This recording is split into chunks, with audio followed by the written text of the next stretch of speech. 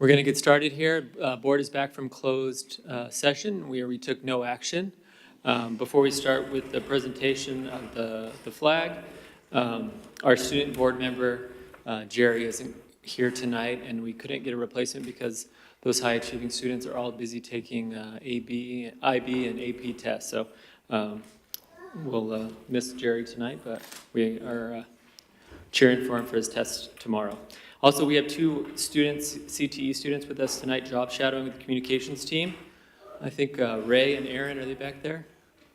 There they are, waving. Welcome, thank you guys for being here. All right, and now we will start with the presentation of the colors from Arlington High School, an all-female cadet team. And can the pledge student please come to the mic? Ms. Orozco, come to the mic.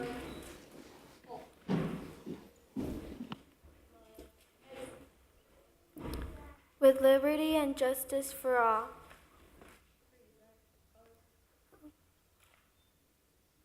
Put your right hand over your heart.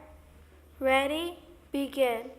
I pledge allegiance to the flag of the United States of America and to the republic for which it stands, one nation, under God, indivisible, with liberty and justice for all.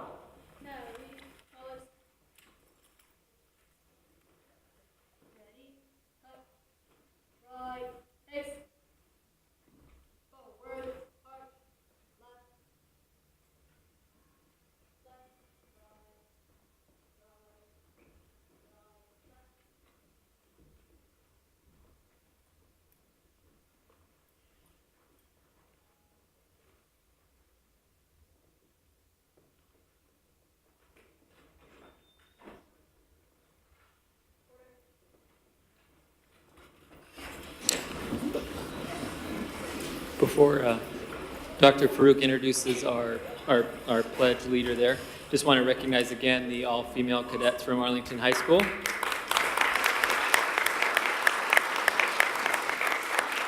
Thank you ladies for being here. These students volunteered their time to support our COE with Engaging Girls in STEM event also on April 20th, so I want to recognize them for that. And with that, Dr. Farouk. Sure. Thank you, President Lee. So it's my pleasure to introduce Aide Orozco. She is a sixth grader student in Ms. Driscoll's class at Liberty Elementary School. Aide excels in all academic areas, earning highest honor roll in both first and second trimester. She is outgoing and is not afraid to try new activities. In fact, she just interviewed for AVID at Chamawa and attended the dance team tryouts. Is there a particular type of dance that you prefer? I like to dance jazz. Okay, great. Aida is also part of Liberty's Choir Passion Project. She is an extremely dedicated worker and reliable when given any job that needs to be completed.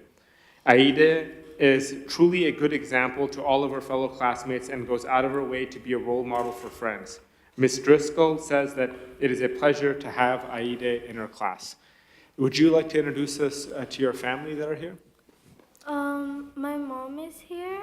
Her name is Aide Reyes, and I would like to thank her for taking time out of her schedule and bringing me here. And I would also like to thank Mrs. Driscoll because she selected me and I got chosen, and she also took time out of her schedule to come here and support me.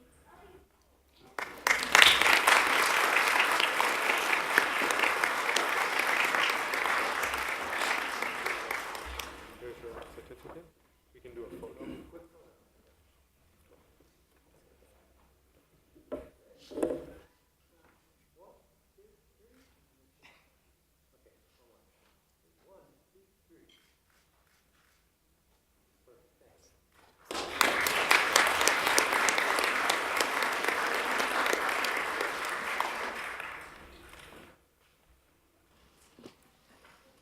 Thank you, Dr. Farouk.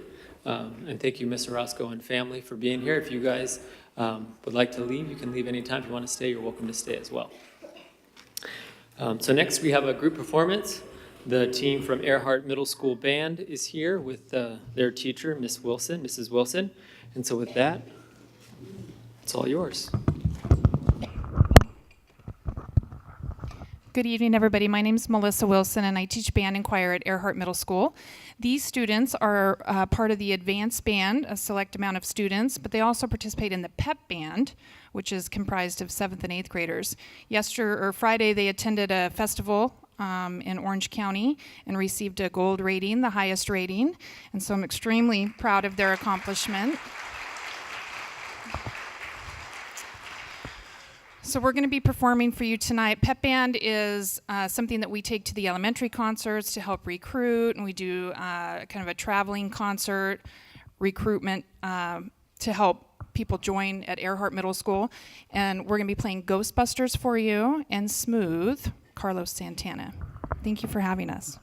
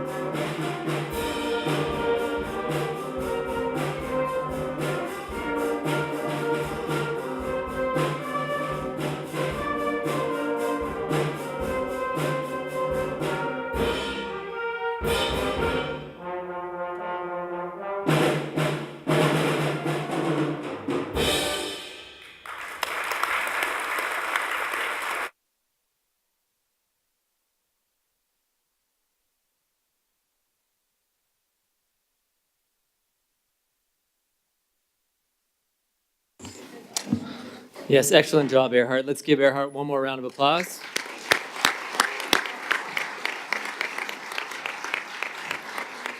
Thank you, Mrs. Wilson, for being here and bringing your students. Thank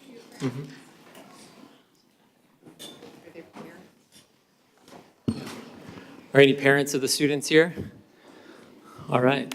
Yeah, let's give them a hand too. Thank you for being here.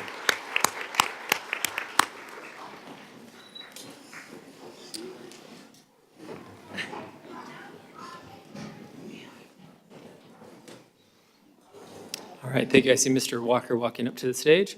So we have some special recognition this evening. Mr. Walker?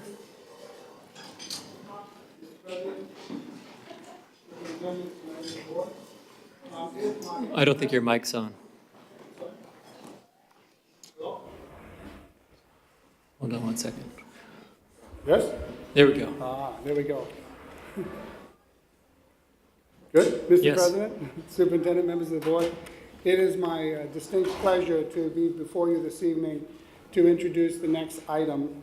Before you this evening, we are going to recognize the Special Education Boosters Club members for supporting secondary special education programs, for their leadership and support in the organizing this year's special education prom. Many of you attended. My wife and I were there. Dr. Hanson is a regular attendee. I'm going to invite to the microphone at this time the members who are present from the parent group, as well as Connie Wallen, who is our program specialist over the project team in secondary special education. So if the Director of Special Education, Carrie Antrim, can bring them forward for this presentation.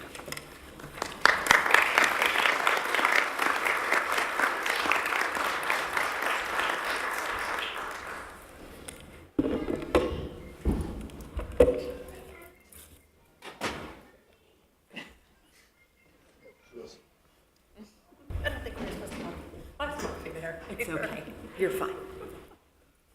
Good evening, President Lee, Dr. Hanson, and members of the board. Tonight I am here to recognize a very special group of women.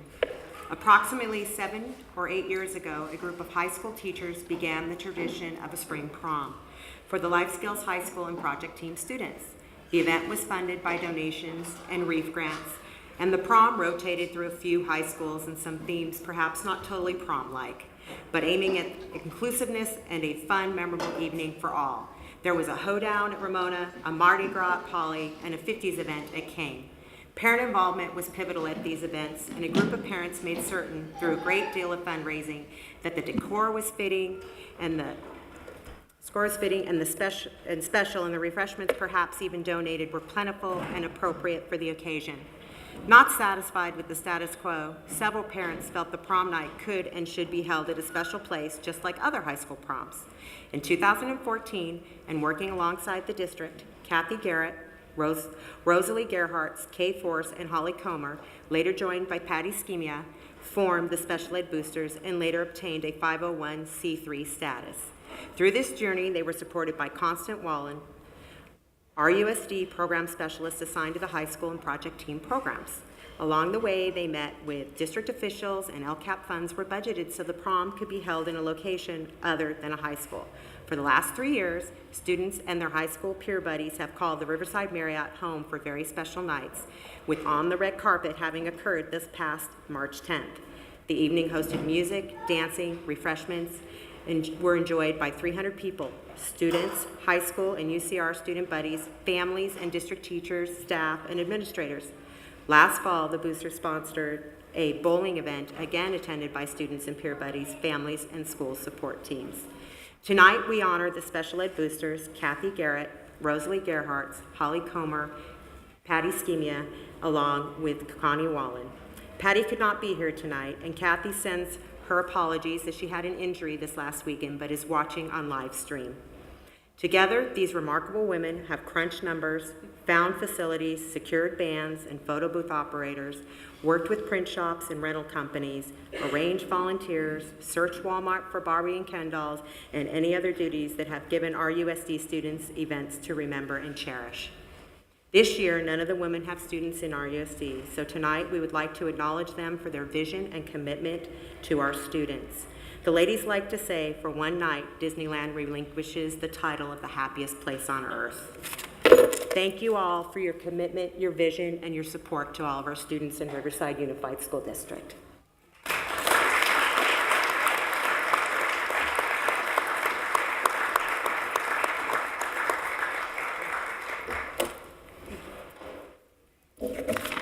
Yeah, hey, board, can we take a picture?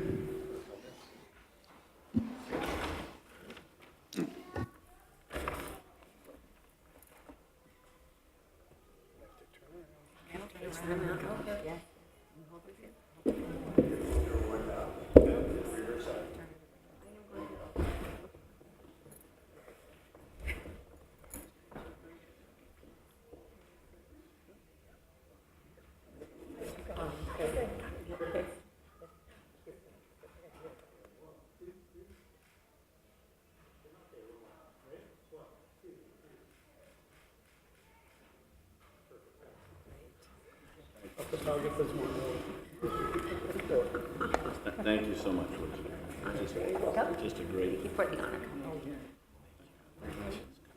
Good to see you too.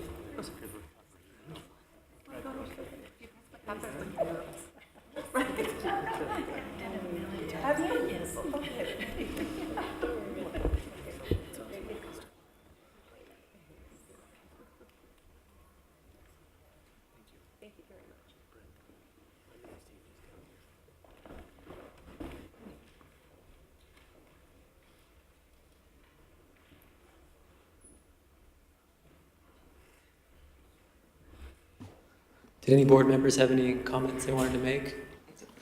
Yeah, Mrs. Lockdawson. I don't know if any of you know, but the Barbie dolls they were talking about were purchased to make Oscar statuettes, and they painted every single one of them so the kids could have them. So, and they looked fantastic and they were wonderful. So, I just wanted to let you know that's the kind of stuff they do. So, they are truly a treasure in the district. Thanks. Mr. Hunt? I just want to say how much I appreciate these parents and what a wonderful evening it is. It's just a night you just can't walk away without being joy-filled, and thank you so much for what you do. I think, too, we should mention that the Marriott does a very nice job of giving you a good deal over there, and I thank those folks because it is great having it at a place you would have a prom. So thank you for all what you did. I thought the crafts idea this year was wonderful. Really good. Dr. Farouk? Yeah, I just want to echo the sentiments of my colleagues about everyone's dedication and volunteer and all the energy. And I just want to add also that, when I was going through school, it took a little bit of time for people to warm up and dance, and the energy and the love that you feel in that room with the students and how they express themselves is really a beautiful thing. And so we're grateful to be a part of that. I think Dr. Hanson wants to say something.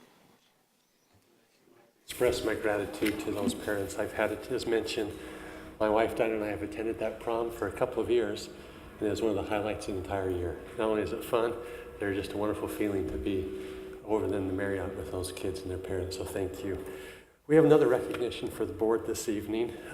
The school board has a chance, or is being asked to recognize Dr. Valenzuela for providing tech scholarships to RUSD students over the past 10 years.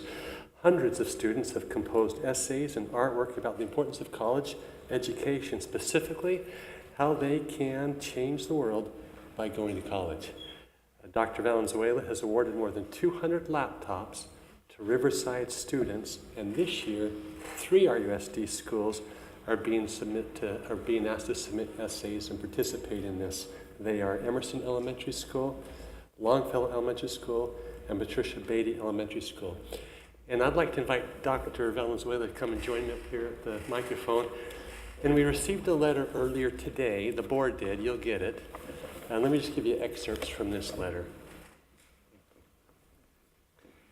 So earlier today, the board received a letter from Sergio Robles, who is a 6th grade student at Longfellow Elementary School back in 2008. And Sergio was one of the first students to win a laptop from Dr. Valenzuela's scholarship. And today, he is a junior at UC Riverside studying political science. And Sergio couldn't join us tonight, but he wanted to share his appreciation to Dr. Valenzuela. In this letter, he wrote, and I quote, "That laptop benefited me in so many ways growing up. It offered me a resource that many students of my age and background didn't have. It was through the inspiration of my parents, teachers, friends, and the great work of Dr. Valenzuela that has gotten me to where I am today." And so thank you very much, Dr. Valenzuela, for your support and your dedication to RUSD for over a decade. We have a proclamation signed by the members of the board that we'd like to share with you at this time, and I'm sure there's board members who'd like to make some comments, but congratulations. And thank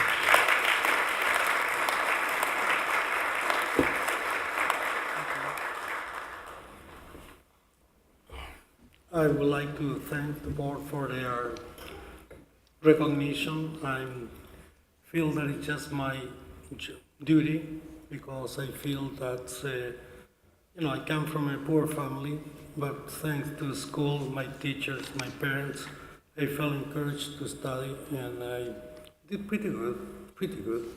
Therefore, I feel that I have to return to the society what I got, and that's mean to me, people have an opportunity to study and to better themselves.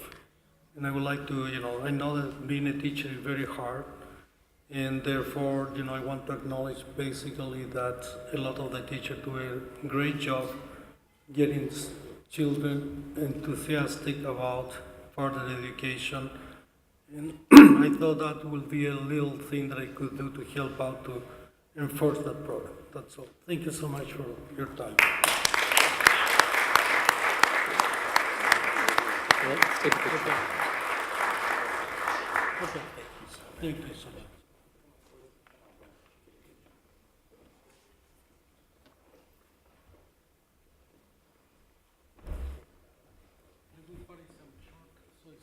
Take picture with me. I don't go. It's too small up here.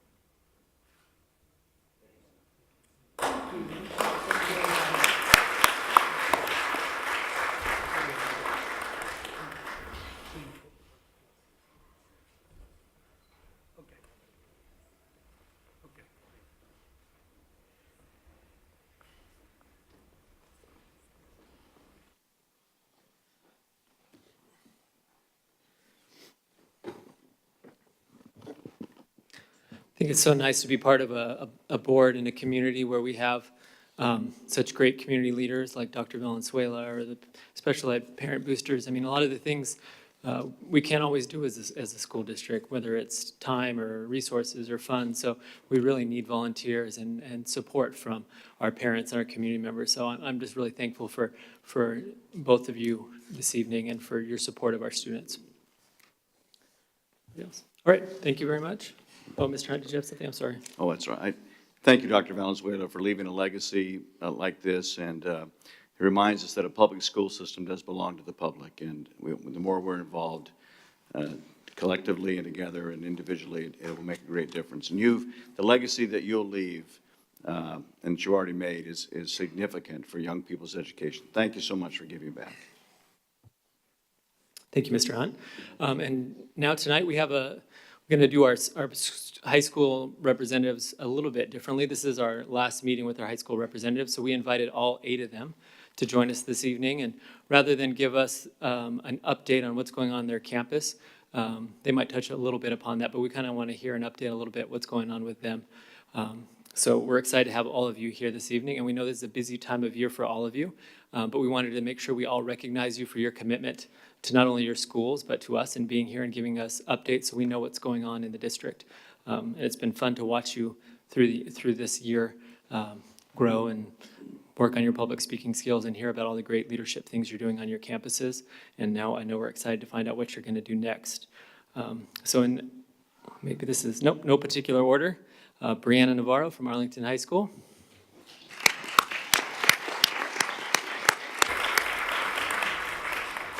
President Lee, Dr. Hanson, board members. My name is Brianna Navarro, and I'm so thankful for the opportunity to represent Arlington High School at these board meetings.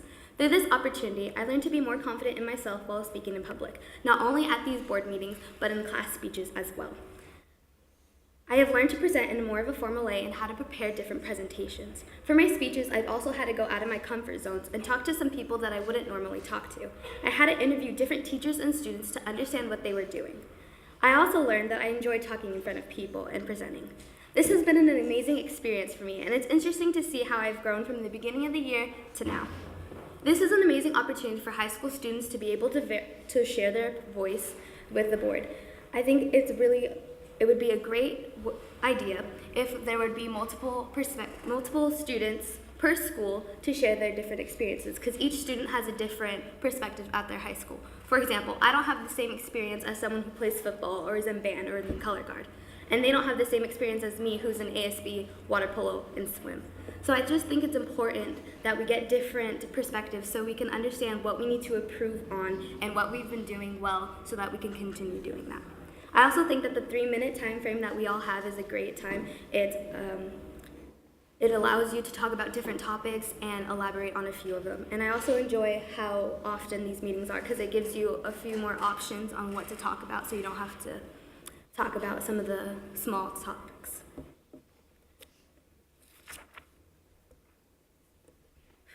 I hope for next year to be doing something like this, sharing my opinion, seeing as I'm only a sophomore. So I still have my junior and senior year ahead of me. For next year, I plan on being ASB secretary, and I hope that will help me become more organized and help me to hopefully become ASB president my senior year. I also, for water polo, hope to better understand the sport. It was my first year, and I was terrified every game we had. So hopefully I'll be a little more confident and show how well I've improved. For swim, I hope to make it to varsity and to improve my time for the butterfly stroke. And in the future, I hope to become an elementary school teacher and go to the University of California, San Diego. Thank you so much for this opportunity that you have given me to speak in front of you. I've appreciated it, and I will never forget it. Thank you.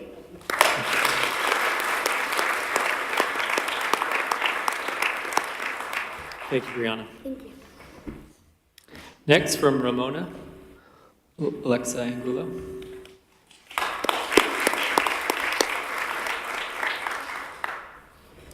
Good evening, President Lee, Dr. Hanson, members of the school board. Standing here this year with the opportunity to represent the Ramtastic Ramona High School enables me with a broader sense of awareness, knowledge, and perspective of my school and community. Because of this position, I have learned the various aspects of school and school governance that may not directly affect me. I have also learned a great deal about effective time management. As a matter of fact, I changed in the car out of my softball uniform to this fancy attire. My own personal aspirations become validated when I attend these meetings just by observing all of your altruistic qualities. Donating time out of your nonstop schedule in order to benefit the future of students attests to your care towards a sustainable future. As a multi-sport athlete and student leader, I would like to thank you and ask you to continue your support in high school athletics and school activities. Due to your attention and generosity, Ramona's softball and cross-country program, as well as other athletic programs, were able to focus on team skills rather than constantly fundraising for updated equipment. The allocations made by this governing body have also dramatically affected what students can do to grow as leaders on our campus. We have been able to offer many opportunities to attend leadership conferences and have motivational speakers, including CATA, CARE, and RUSD Leadership Exchange.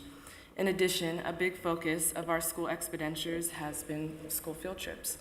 We have been able to offer students many opportunities to grow in their academies or academics or extracurricular activities with trips that they would not have been able to experience elsewise. These include women in sports, biology, camping trips, trips to the courthouse, and many more. My sophomore year, I attended the Women in STEM conference, which prompted me to pursue a degree in science as well as empower other females in my community to have a willingness to learn. I've thought long and hard about the best place for me to attend next year. I have debated between 3 of my acceptances: UC Irvine, UC Riverside, and the U.S. Naval Academy. I'm extremely appreciative of all the opportunities, but I have decided to attend UC Riverside in the fall with a major in environmental science. My goal is to be a firefighter. I plan on working on my degree, becoming an EMT, while preparing to be a firefighter here in Riverside. Thank you.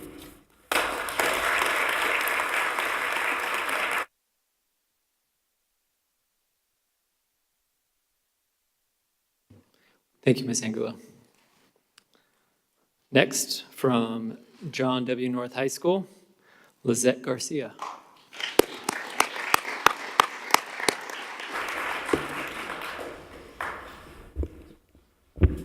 Hello and good evening, President Lee, Dr. Hanson, and members of the board.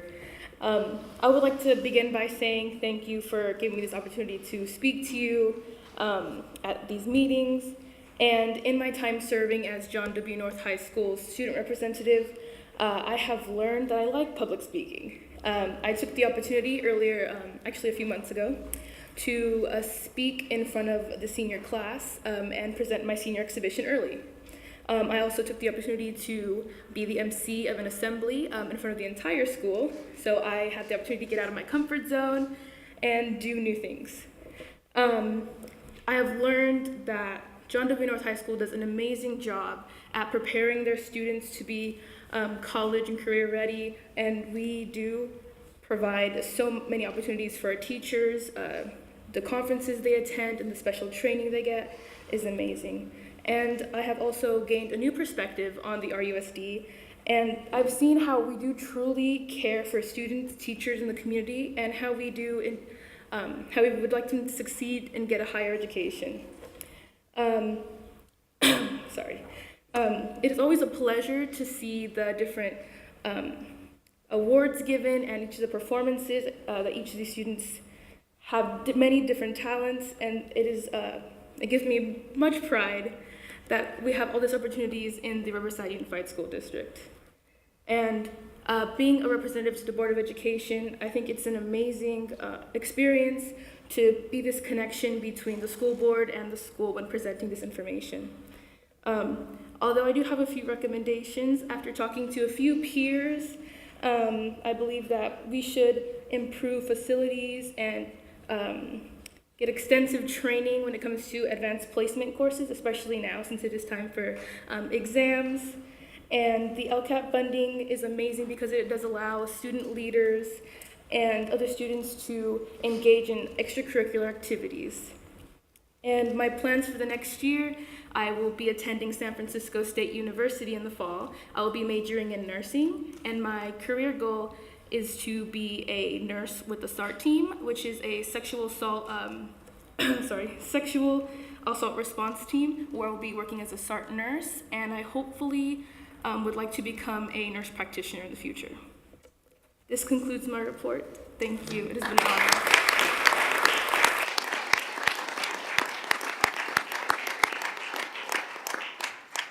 Thank you, Ms. Garcia. Next, from Riverside Poly High School. Next from Riverside Poly High School, Michelle.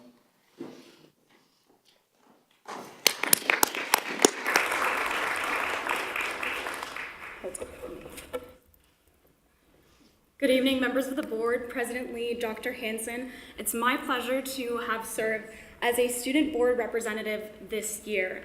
I had the blessed opportunity to be in this position and stand at this podium every other month and give you a report on everything that happens at our school. And frankly, the one thing that I'm most thankful for being able to stand here is the fact that I got to connect with the community within Poly High School and the whole district. And frankly, I got to interact with different facets of the campus and students and programs on my campus that I don't normally know anything about. And my perspective on the whole education system and what goes on with this school and school traditions has completely changed by interacting with different people, not just at Poly, but at other high schools and middle schools, and I've truly gotten the full perspective of what high school is like for many different people. And I'm also thankful that I got to connect with my school administration. They can all testify to you that I will swing by their office and voice my concerns. Mr. Gull back there, the assistant principal, can for sure tell you that. And most importantly, I'm really thankful that I had the opportunity to give a voice to those issues within my school. And I want to thank you for listening to all of those issues, me rambling up here in front of you. Now, as for the current rate of improvement within our district, I'm assured that my first grade sister is in safe hands, being in Riverside Unified. Personally, I'm really proud to be in a district where STEM education is promoted so heavily. I have a pretty big involvement with the different STEM programs, whether it's Girls Who Code this year, and I'm really proud to see those programs get off the ground, and hopefully within the next year, while I'm still here, we can still see those improve even more and push more students and educate them about what STEM really is. And hopefully with that sort of progress, we can see future Bill Gates or STEM leaders coming out of Riverside. And I'm also very appreciative that we have had conversations about the well-being of students. And like I mentioned earlier, I got the full perspective of what high school is like for different students. And sometimes they're not always the very positive ways that we look and the archetypal ways of high school that we look at. And I'm really glad that I was able to voice and have those conversations with members of the board who attended meetings, and for all of you listening to me, listening to me voice my concerns about the well-being of students. And hopefully we can continue those conversations and take steps to ensure that our students not only succeed, but are motivated to succeed. As for next year, I'll still be in the district for one more year as a senior. Hopefully I'll get those college apps out of the way. I would like to continue the Poly mock trial legacy, maybe another championship, knock on wood. We won 7th at state this year, by the way, just an update. I'd also like to see the Girls Who Code program blossom. We've started a few projects titled What Would You Tell Your 5th Grade Self? And I'd love to see those projects continue on next year, and so we could actually see a couple of video games to inspire some girls in STEM education. As for the far future, I'd like to major in electrical engineering, maybe mechanical engineering, and hopefully I'll succeed in that field. So finally, again, thank you very much for this opportunity.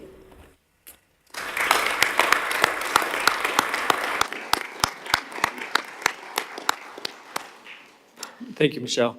Now, Nicole DeBonis from Martin Luther King High School. No, it's all right. You're just eager to share. We like that. Okay, good evening, President Lee, Dr. Hanson, and esteemed members of the board. Throughout my time as a school board representative, I've had the opportunity to gain exposure to the different clubs and programs on campus that I normally did not have the chance to. I've also learned about the pressure that comes along with this position and how intimidating it is to stand in front of you all. I've also realized the work and the time that you all dedicate, not only to your positions, but also to our community. I respect your efforts towards promoting all of our successes. I started off my freshman year lost and super confused, as this new place, King, was going to be my home for the next 4 years, and I really had no idea what to expect. I was also the last freshman class who experienced King and RUSD before the LCAP funds were implemented to the activities and athletics on campus.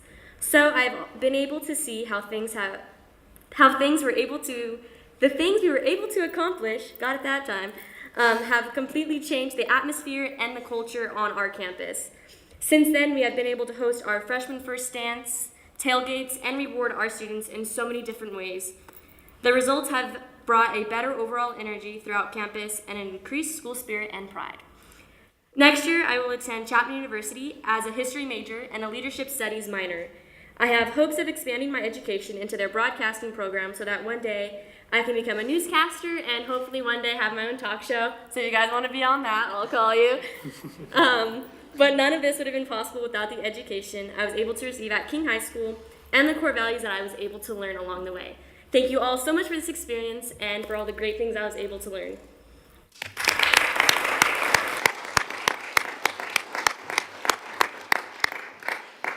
Thank you, Nicole. Next, from Educational Options Center in the Riverside Virtual School, Mrs. Addison Aber. Miss Addison. Good evening, Board President Mr. Lee, Superintendent Dr. Hanson, and esteemed trustees of the board.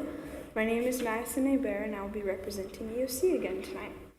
You asked us 3 questions, the first of which was, what have you learned about yourself, your school, and the district as a result of serving as school board representative, or student board representative? Well, my time as a student board representative has been truly invaluable. During this time, I've come to realize the true beauty of our school district's community. I had no idea that this was all out there. Hundreds of people work together in tireless synchrony to strengthen and empower every single student. On a smaller scale, the Educational Options Center endeavors to meet the individual needs of every student and provide a high-quality, personalized education based on their affinities and goals. Serving as a school board or student board representative has heightened my confidence and given me much-needed public speaking experience. It has given me the chance to discover my strengths as well as my flaws, and has given me the capability to grow and improve myself, which is a continuing effort. The second question we were asked are, what are your plans for next year, and what are your goals and aspirations for the future? Next year, for my junior year of high school, I hope to continue to challenge myself with honors and AP courses at EOC, as well as attending RCC concurrently. I will also begin teaching lessons at TRAX, an equestrian center that provides hippotherapy for children and adults with physical and neurological disabilities. Starting this summer, I plan to begin exploring some aspects of the STEM field, such as computer science and rudimentary engineering, in hopes of applying myself to one focus more extensively in the future. More specifically, I would like to create a useless box project from scratch, which is going to require me to learn some C++. I would also love to learn some Java if possible, so I can start building a cell phone application. The third and final question we were asked were, what recommendations do you have for the Board of Education to, 1, keep doing, and 2, improve our schools for future generations of students? Unfortunately, many students view high school as an education, but something that they simply must endure. Most students can complete high school and their A through G credit requirements under this mindset. Not every student can recognize and harness the priceless opportunity given to them through their education. The reason why many students struggle with this is because they are not engaged. Their education is simply happening to them. Engagement is the key to success. In a perfect world, students should wake up in the morning and feel exhilarated at the prospects of the day. Learning should be a continuous campaign that they can find pleasure in and apply themselves to. Please continue to engage the students of RUSD. Give us challenges that excite us and pique our interest. Provide us with opportunities to explore our interests and what makes us tick. Push us to strive for something and to accomplish it. The Educational Options Center gifts its students with freedom and strength, and I would love to give all students in the district this unique chance as well. Allow us the freedom to discover our passions and impart to us the strength to pursue them. Thank you for your time.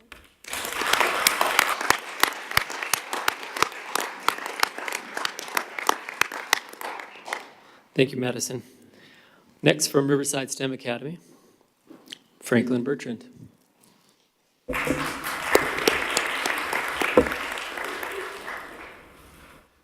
Good evening, Dr. Hanson, President Lee, and members of the board. Today, first of all, I would like to say that on the behalf of the STEM Academy, we truly appreciate the support from the school board.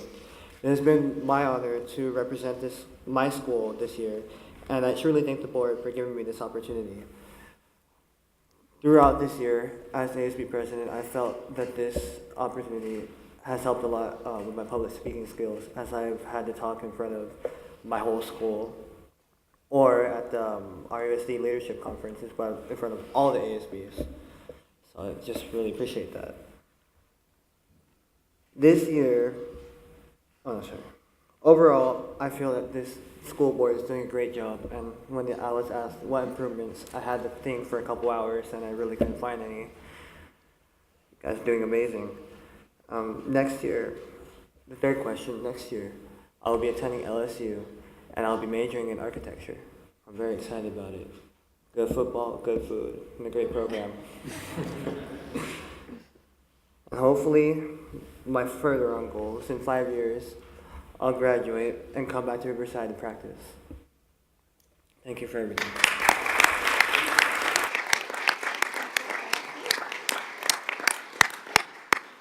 Thank you, Franklin.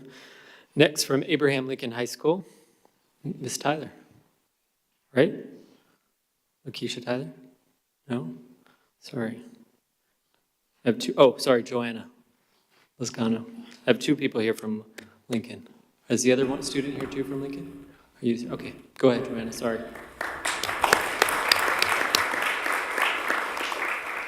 Good evening, Dr. Hanson and members of the board. My name is Joanna Lozcano. I'm a senior at Abraham Lincoln High School, and after graduate in June, I plan to attend University of the West in Rosemead, CA, California, and major in journalism to become a lawyer. When I first started in Abraham Lincoln High School as a junior year, I started with a 0.8 GPA. Now I am a 2.5 total GPA and getting straight A's and a couple B's now and then. And my academic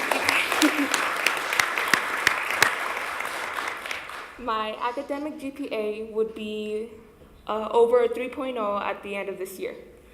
And being here, representing to you guys for my school, getting recognized and getting awards from my school and the district has changed my life. My parents have never been so proud. I have never been so proud of myself because for the first time, I'm actually succeeding, and I was a mess back then. And I'm just really happy. So Lincoln and the district have helped me so much and pushed me to, I'm so surprised and I'm really grateful, so thank you so much. Now, to begin my report, the year is wrapping up well, and the campus is buzzing with the end of the year activities at Abraham Lincoln High School. Prom was on Saturday, April 29th, at the Discovery Cube Science Center in Santa Ana. 17 Lincoln students were in attendance. The prom was a great success and will be remembered by students and staff for many years to come.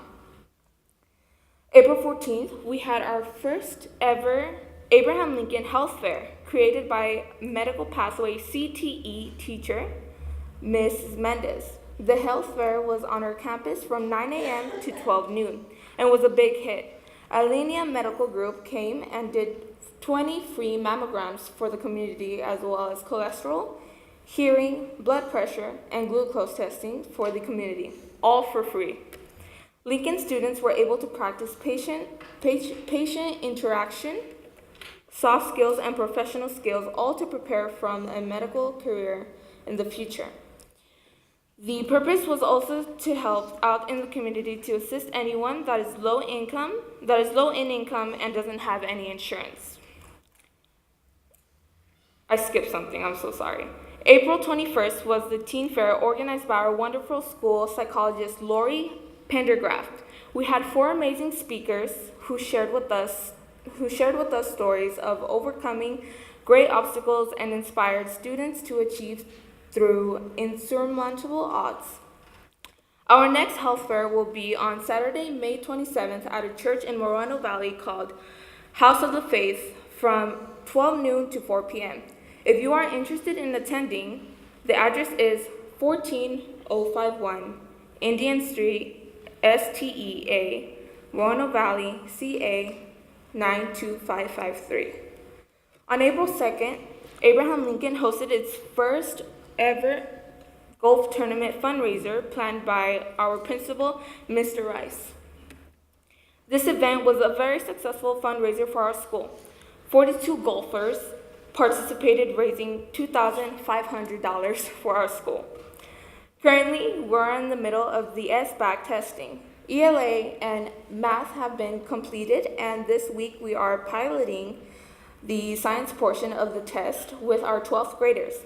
In sports, our boys soccer team is currently in first place. This season, they are 5-0.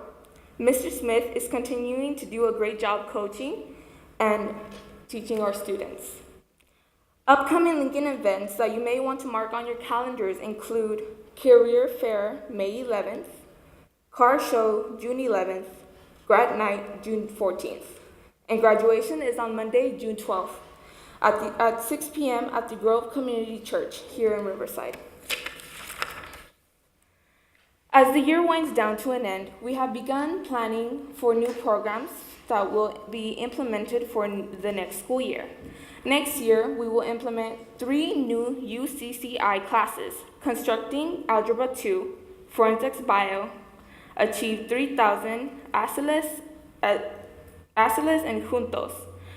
School culture and climate is constantly improving. Administration and staff are doing a good job branding the school.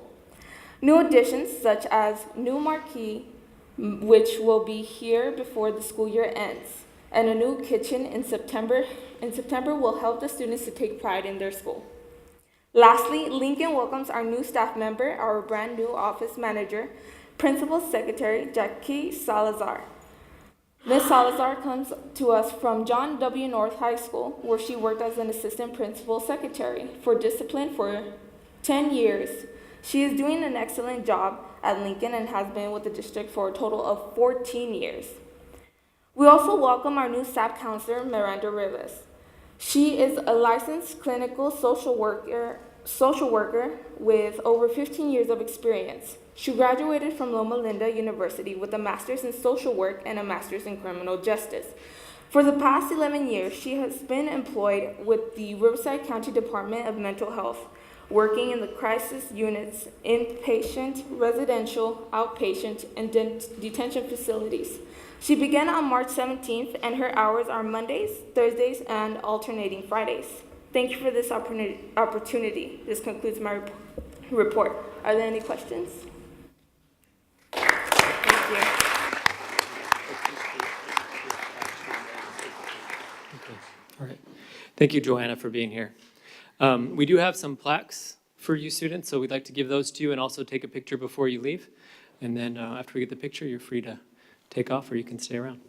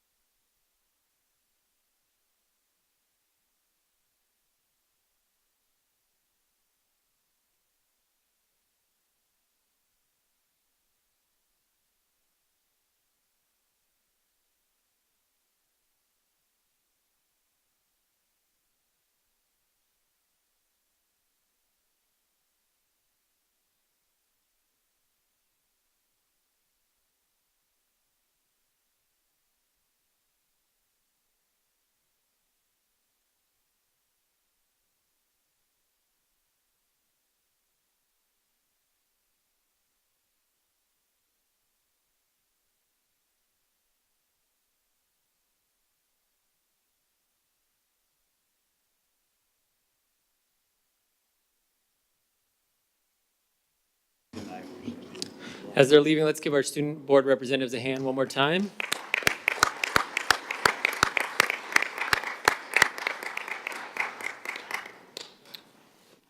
All right, next we have a presentation to the board. I think Mr. Garcia is going to kick it off. Good evening, President Lee, Dr. Hanson, and members of the board. We on? Okay. This evening, Ms. Gabriela Plasencia is a board member of Riverside Latino Network, and I'm going to ask her to come on up. She's going to be presenting a relationship that Riverside Unified School District has had with Riverside Latino Network, but particularly a program that there's been a partnership called the HOPE program, Hispanas, Organized for Political Equality. We've had several students from all of our high schools represented in this program, and we're very thankful to Riverside Latino Network for this ongoing partnership where we've had multiple opportunities throughout the years to have students provided with some leadership development opportunities. So thank you to Gabriela and the rest of the Latino Network board members. Thank you. Thank you for having me. Good evening, President Lee, Superintendent Dr. Hanson, members of the board, and members of the audience. Sorry, members of the cabinet as well. I don't want to leave anybody out. So as Mr. Garcia mentioned, we have a long-standing partnership with RUSD, and we are grateful as well for the partnership in the opportunities that you give us as board members and our general population as well to have these opportunities for our students, your students and our students, right? Because it's important for us to develop our youth so they can come back and be the future RUSD superintendent, the future RUSD board members, right? What's particularly special about this program is we not only develop our youth, but we also develop our young professionals. So with that, I'd like to just ask the ladies and their mentors to come up and stand to the left so you can see all the students that are here tonight that have participated and their mentors. So I'd briefly like to introduce their mentors. From Poly High School, we have Yuri Nava. From Arlington High School, we have Yvette Barajas. From North High School, we have Magali Lopez. From Lincoln Continuation High School, we have Martha Vasquez. From King High School, we have Elena Chavez. And from Ramona High School, we have Vanessa Rabin. I really like to commend RUSD for the outstanding teachers and counselors that you hire. These are truly inspirational mentors to the youth. They go above and beyond me working with them and harassing them via email, trying to get them to rally the girls. They truly are patient with me for not choking me out when I send them 100 emails a day. But they really go above and beyond, from shopping, taking the girls shopping to get professional attire for the conference, to, you know, if someone's feeling sick that day, to really being a mom, a nurse to them. So kudos to the board for hiring outstanding, amazing teachers and counselors to chaperone the students and mentor them. So I'm very grateful to them. With that, I'd like to, let's see if I can get this to work. All right. So we had this year the biggest group ever. We had 30 students from every high school in your district. We also take students from Alvord High School, or Alvord District. This is, as I mentioned, a very big group. So luckily, Hispanos Organized for Political Equality, our partnership with them, with HOPE, they have been very gracious in allowing us to take up so many of their tables. When I reach out and said, this year we went from, last year from 20, now we need 30 spots for the girls, plus the 15 mentors. They really work with us because they understand the need in the Inland Empire. They understand the need in Riverside for us to develop our youth. So we're very grateful to them. So the mentors and our board members showed up at 5:30 a.m. to the Metrolink station, and technically we were there before then, right? So that's why there's a sad face. It was very dark, as you could see. But all the girls were able to get there on time, so we're very grateful to the mentors and the youth for showing up and not having to leave them. From there, we get to the Millennium Biltmore. As you can see, it is a beautiful hotel. So we take the Metrolink into Union Station. From Union Station, we take a subway. So many of our students, it was the first time for them traveling on the Metrolink as well as being on the subway. So it was definitely an experience for all of us. Once we were there, there was a morning session which included phenomenal, powerful Latina speakers.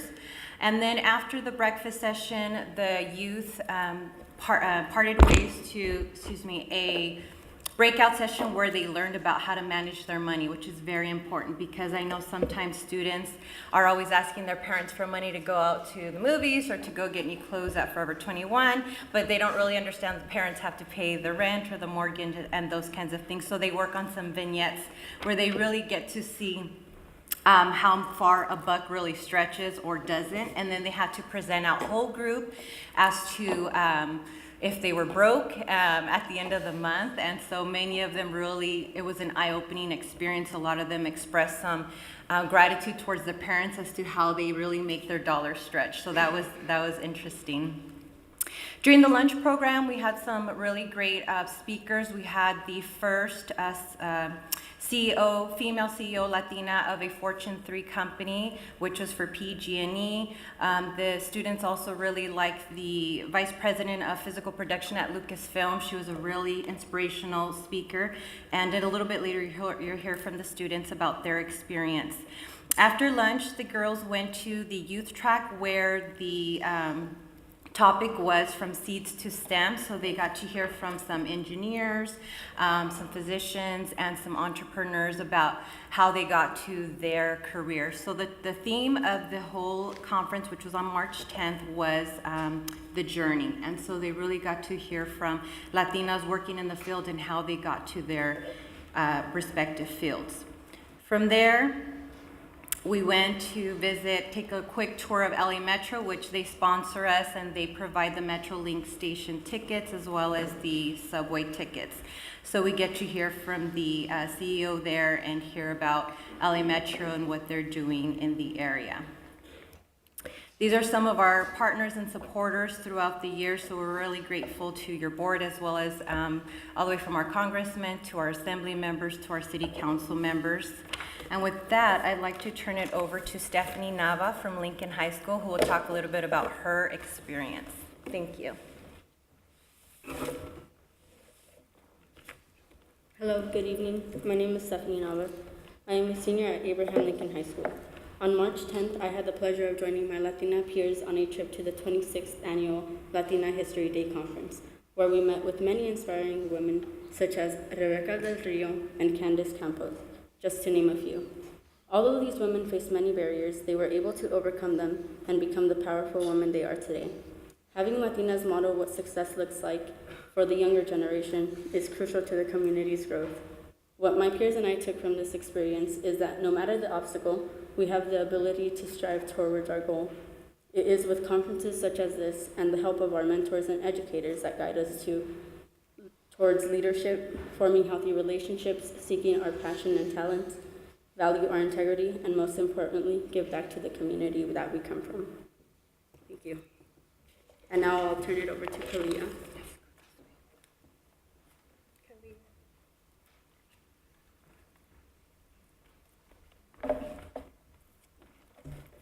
Hello, good evening. My name is Kalia Ibarra, and I'm a junior at Poly High School. First of all, thank you to the Board of Education for allowing us to speak today. Also, thank you to the Riverside Latina Network for sponsoring the Hope Youth Leadership Program at Poly. I would like to introduce you to my peers who also participated in this year-long program, and that is Sydney Ramirez, Marina Gray Rosa, and Didi Jacinto, who are also all juniors. The purpose of the YLP is to provide mentoring, civic engagement, and leadership opportunities to all students.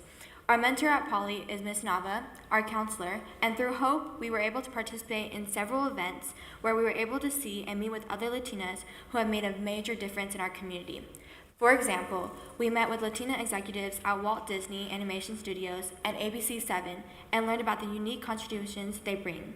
We also conducted research with the Poly senior class, surveying about 80 Latina seniors on physical and mental well-being, which was presented then to Senator Roth's Chief of Staff, Gilbert Martinez, and Assembly Member Jose Medina. We were also given the experience of political lobbying, and we met with several elected officers to advocate for AB 19, which gives free tuition to community colleges, and also an SB 68, which helps establish California residency. Through these experiences, all four of us were offered an internship through Senator Roth's office and also a position on the Youth Advisory Council for Assembly Member Medina. This program showed us that with hard work, a Latina can achieve anything and gave us the opportunity to see women like us who share similar backgrounds and struggles. Thank you to Latina Network, Riverside Unified, and Hope for this wonderful opportunity. Thank you.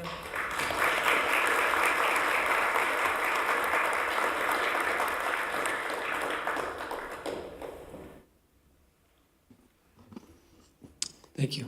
Is it all done? All right, thank you. Thank you, ladies. Let's give them a hand.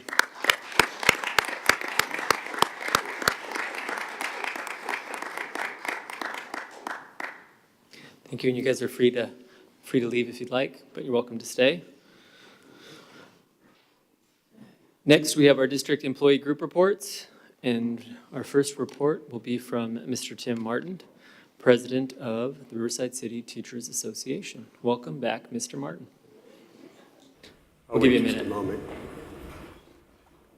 I don't want you to be distracted. Understood.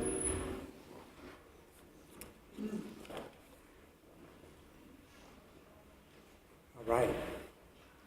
Good evening, President Lee, Dr. Hanson, and members of the board. Happy May Day. As you know, historically, the first day of May has been linked to the labor movement throughout the world.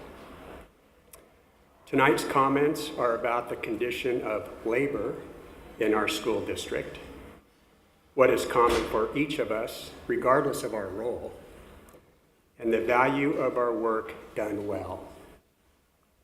Nothing political, I promise.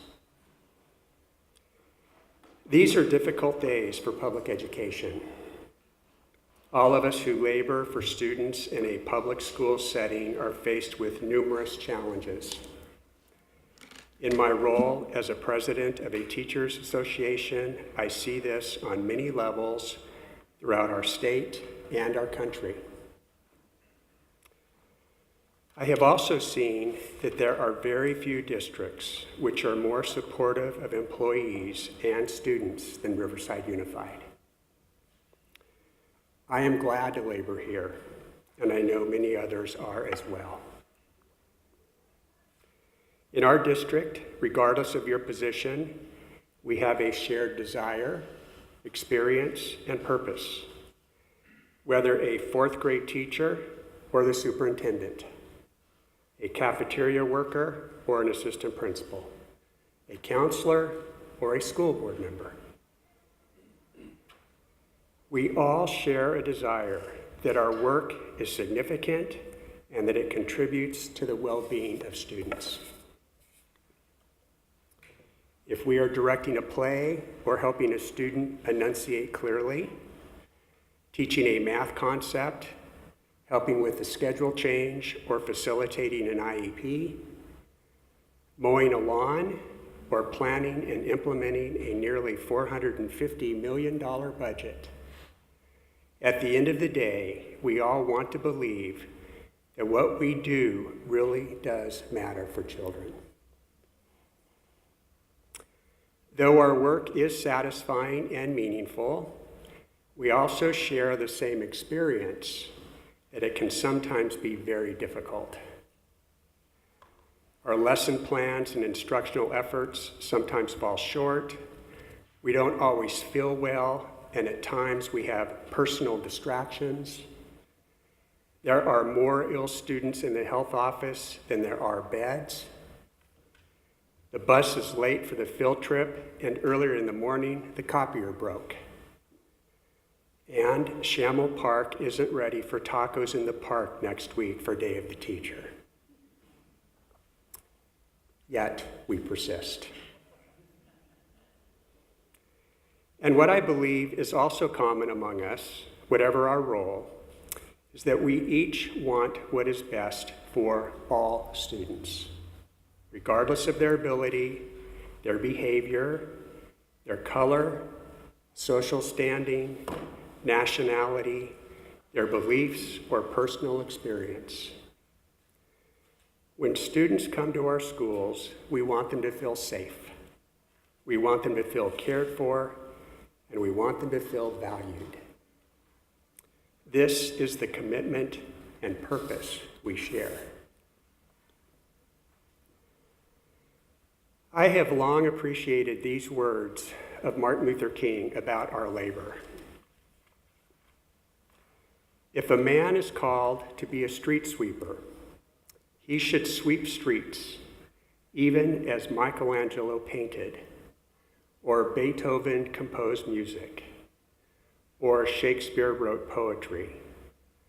He should sweep streets so well that all of the hosts of heaven and earth will pause to say, here lived a great street sweeper who did his job well. On this May Day, I appreciate being in a positive and supportive school district, surrounded by so many who labor so well for all of our students and who should be thought of by the host of heaven and earth in the same way as that street sweeper. Thank you. Happy May Day.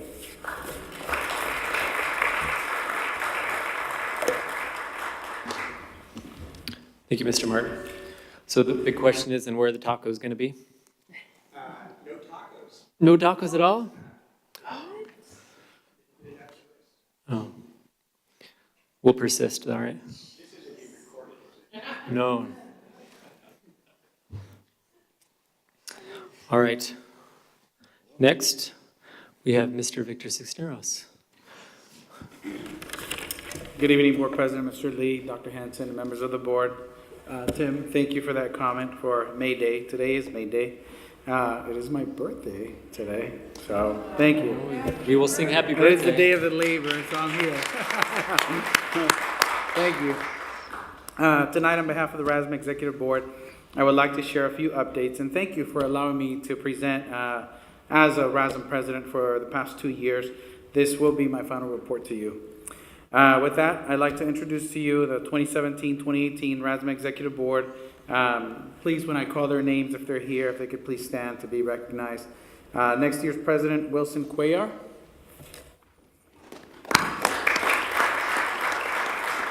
I will continue to serve as your past president, or as your past president. Treasurer, Jody Gonzalez. Secretary, Shani Dahl.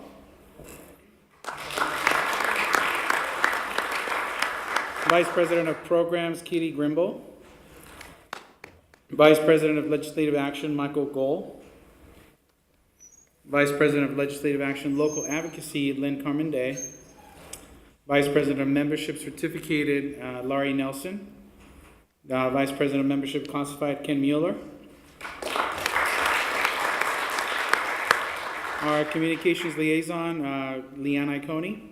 And our Equity Chairperson, Alex Senar.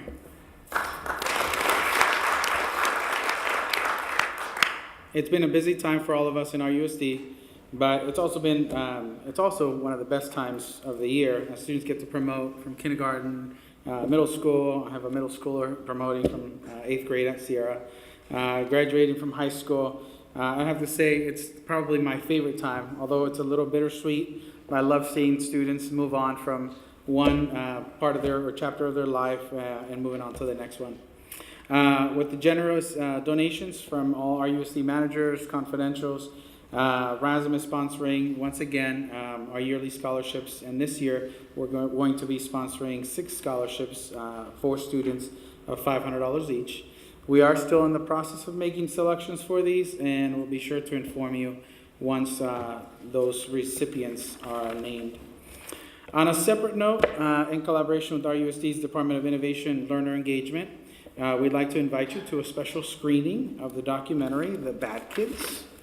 This film focuses on the students and staff of Black Rock High School in Yucca Valley. Black Rock is a continuation school, and all students enrolled are significantly behind in credits. Their deficiencies are so great that they don't have hope of graduating from a traditional high school. The tireless staff at Black Rock focuses on developing relationships to help students be successful. The screening will take place on Saturday, May 20th at 5 p.m. at the Little Worth Theater in Poly High School. In addition to the film, there will be a special talk and question and answer session with Vonda Vland, who is the principal of Black Rock. And I will send more information to Beth to forward to you if you don't already have that. Thank you, and have a great evening.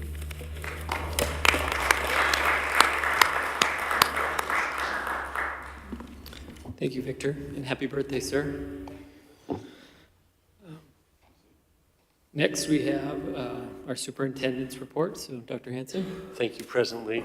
And again, I want to commend all the students that performed this evening, that spoke this evening, and for this reports from our staff members. Thank you very, very much for your leadership and for all the work that you do in RUSD. 4 points, Board, that I'd like to, or 4 different topics I'd like to speak on this evening. The first, you'll recall, we mentioned this briefly, but back in January, the governor put out his budget for the upcoming year. And at that time, he projected education to be flat funded, which means we are projected to receive the same funding next year that we received this year, even though expenses increase. Well, every year, the governor does a May revised. And it's May, and it's coming up in a couple of weeks. And it's interesting, I went to a meeting last Friday at the county office, and they've watched closely the projected revenue in our state each month, and some months have stayed level, they've nailed it. Other months have peaked a little bit, and some have had a shortfall. Well, as it really gets down to the wire, Friday was almost the last day of April.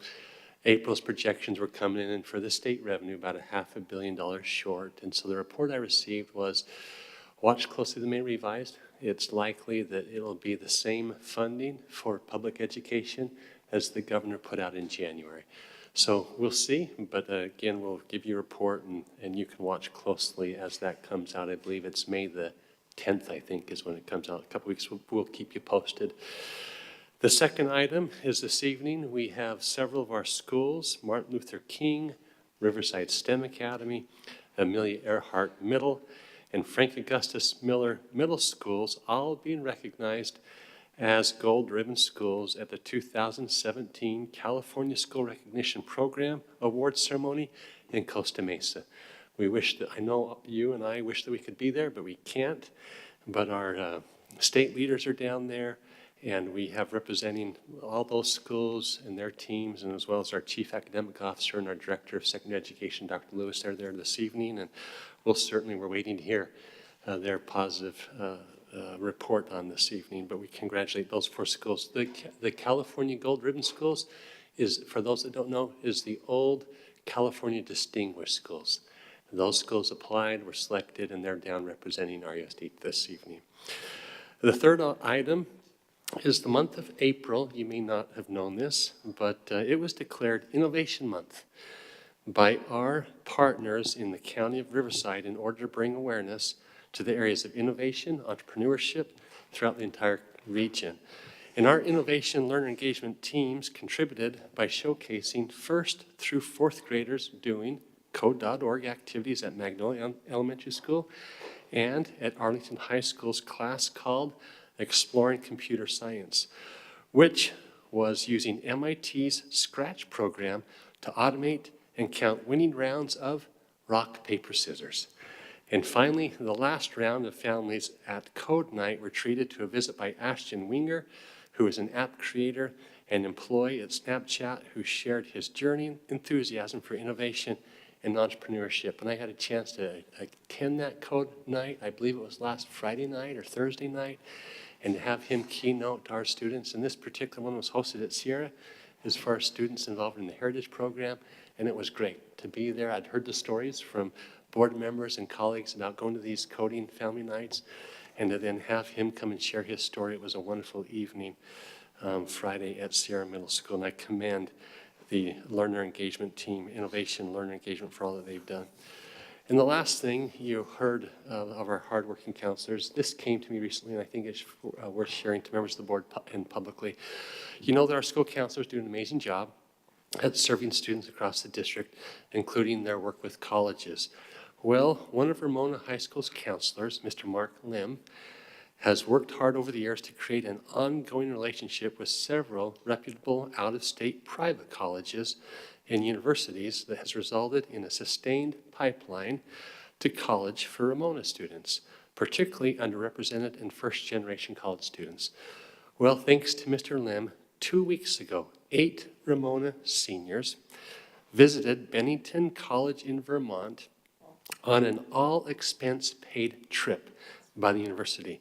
It was an amazing experience for these seniors whose total financial aid package covers $70,000 of annual cost of tuition, room and board for 4 years, amounting to over $2.1 million for those 8 seniors from Ramona to attend Bennington College in Vermont.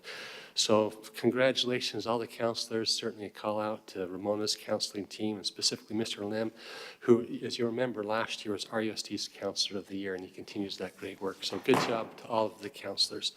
And that concludes my report for this evening.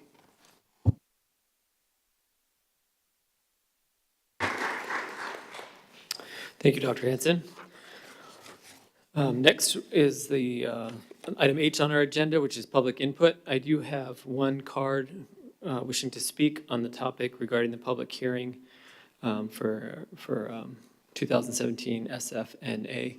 If there's anybody additionally that would like to speak, make sure you fill out a card and get it up to the front soon. So is Clint here? Do you want to speak now or when we get to the item? If you don't mind. Sure. Okay. All right. All right.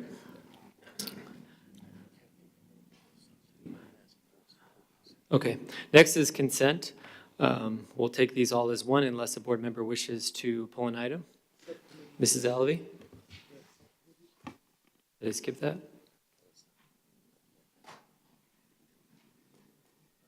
Oh, all right. Sorry. Let's go back.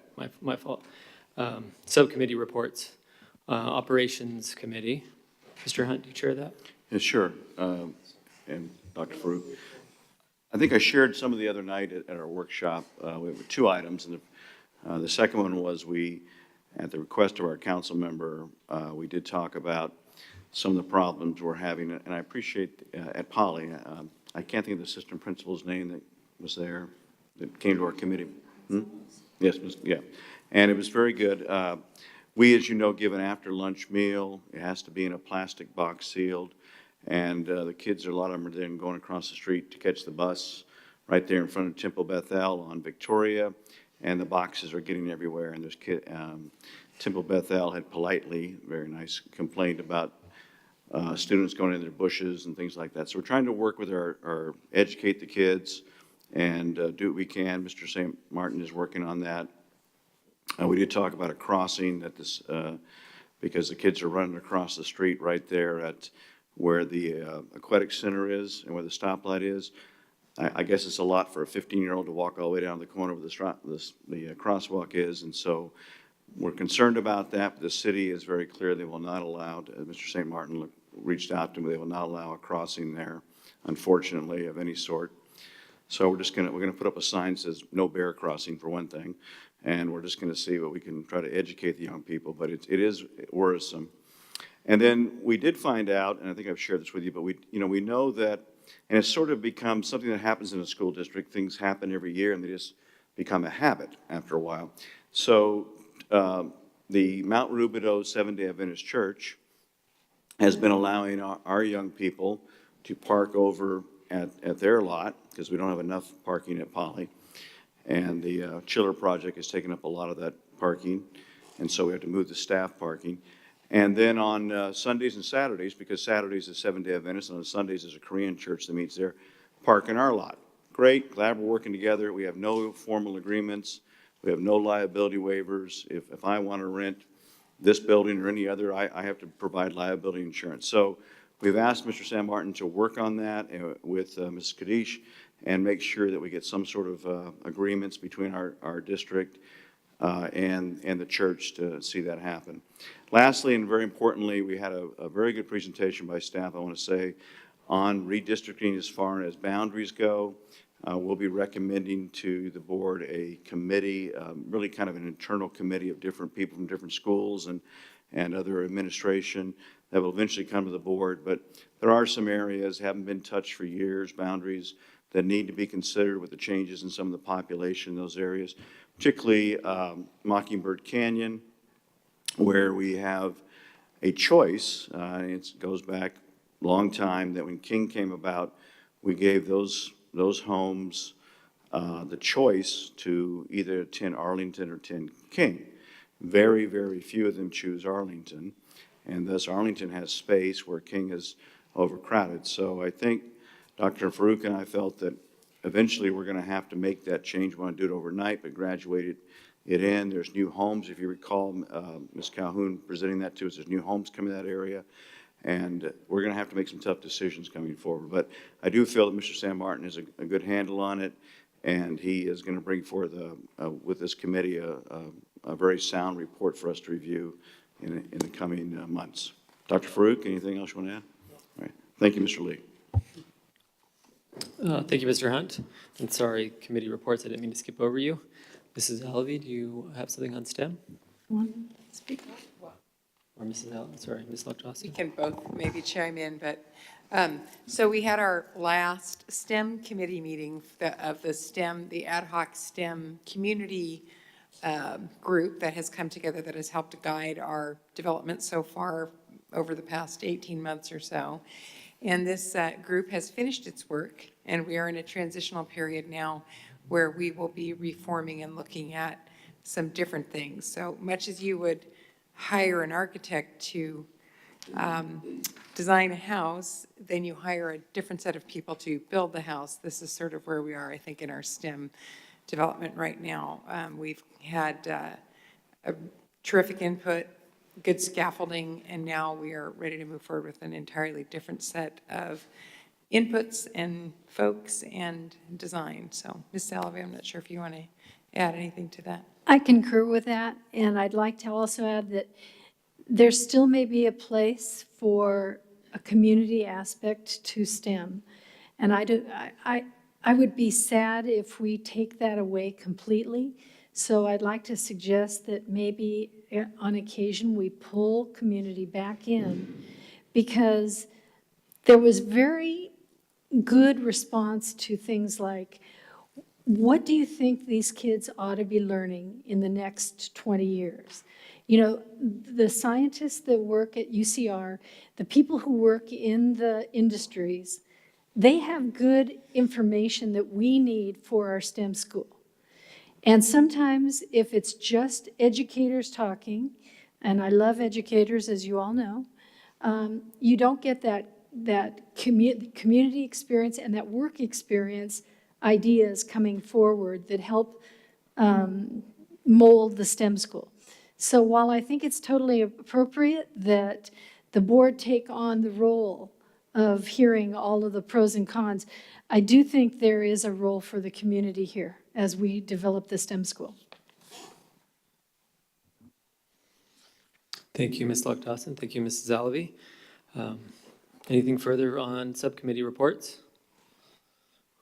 All right, so now we'll move on back to consent. We'll take all these items in one motion unless someone chooses to pull an item. Ms. I'd Alavi? like to pull item 36. Is that 36? 36. Okay, item number 36. Do we have a motion to have, motion for the remainder items? Right. Do you have an item too, Mr. Yes, Hunt? sir. I'd like to Okay. pull 13, 14, and 15 to have Mr. Mueller speak Okay. to. So we'll pull 13, 14, 15, Mr. Hunt? 13. Thank you. Yes, sir. 15 and 36. All right. Can we have a motion to pass the rest of the consent item? So moved for the rest of the items. sir. Second. We have a motion and a second. Gotta cue it up here. All righty.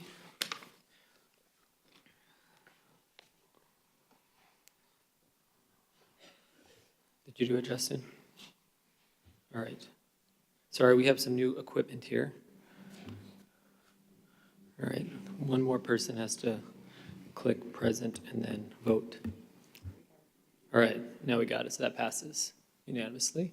All right, so Mrs. Alvey, number 36, is there a staff person or did you just have a question? You wanted me to start with 36? I thought. Well, you rung in first, though. I'm sorry, I thought you said to pull 13. 13, 14, and 15. You don't want to take these in order? Ladies Okay, first. well, that's fine. I didn't know how many of you had the chance to go over to the virtual school to hear the presentation by Mr. Dietz, but is Mr. Dietz here? Oh, yes, hello.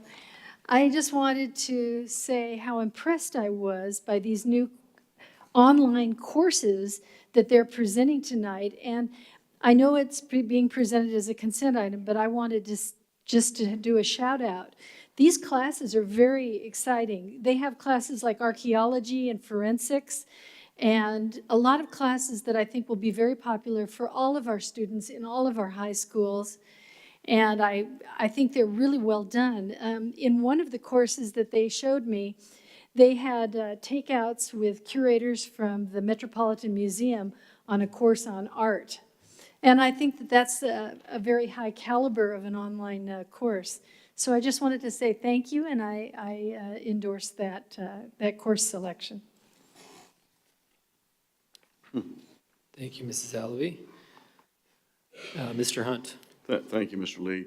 13, 14, and 15 have to deal with the second phase of a chiller at Poly. I appreciate that the work has had to work around school schedules and all of that, but as I mentioned earlier, you know, this, first of all, it seems like it's taken longer than the Great Pyramids to get this thing done, but it also is greatly disrupting parking and everything else.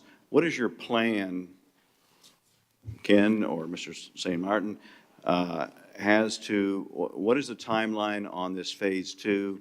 Hopefully you're going to take advantage of the summer months, so may I just understand that? Okay, good evening. These two items have to do with, again, with the chiller phase 2 project.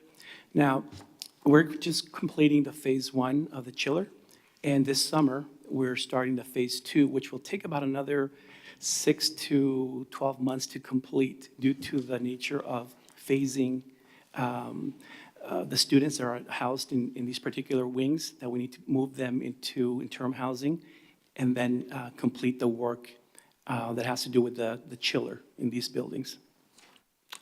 Okay, who is our contractor on this? Well, what you have tonight, we're asking the board to approve the bids that we just bid, the phase 2. The contractor for item number 13. I don't have internet access, that's why I'm asking, sorry, I would have looked. Excuse me? We don't have internet access up here. Okay, gotcha.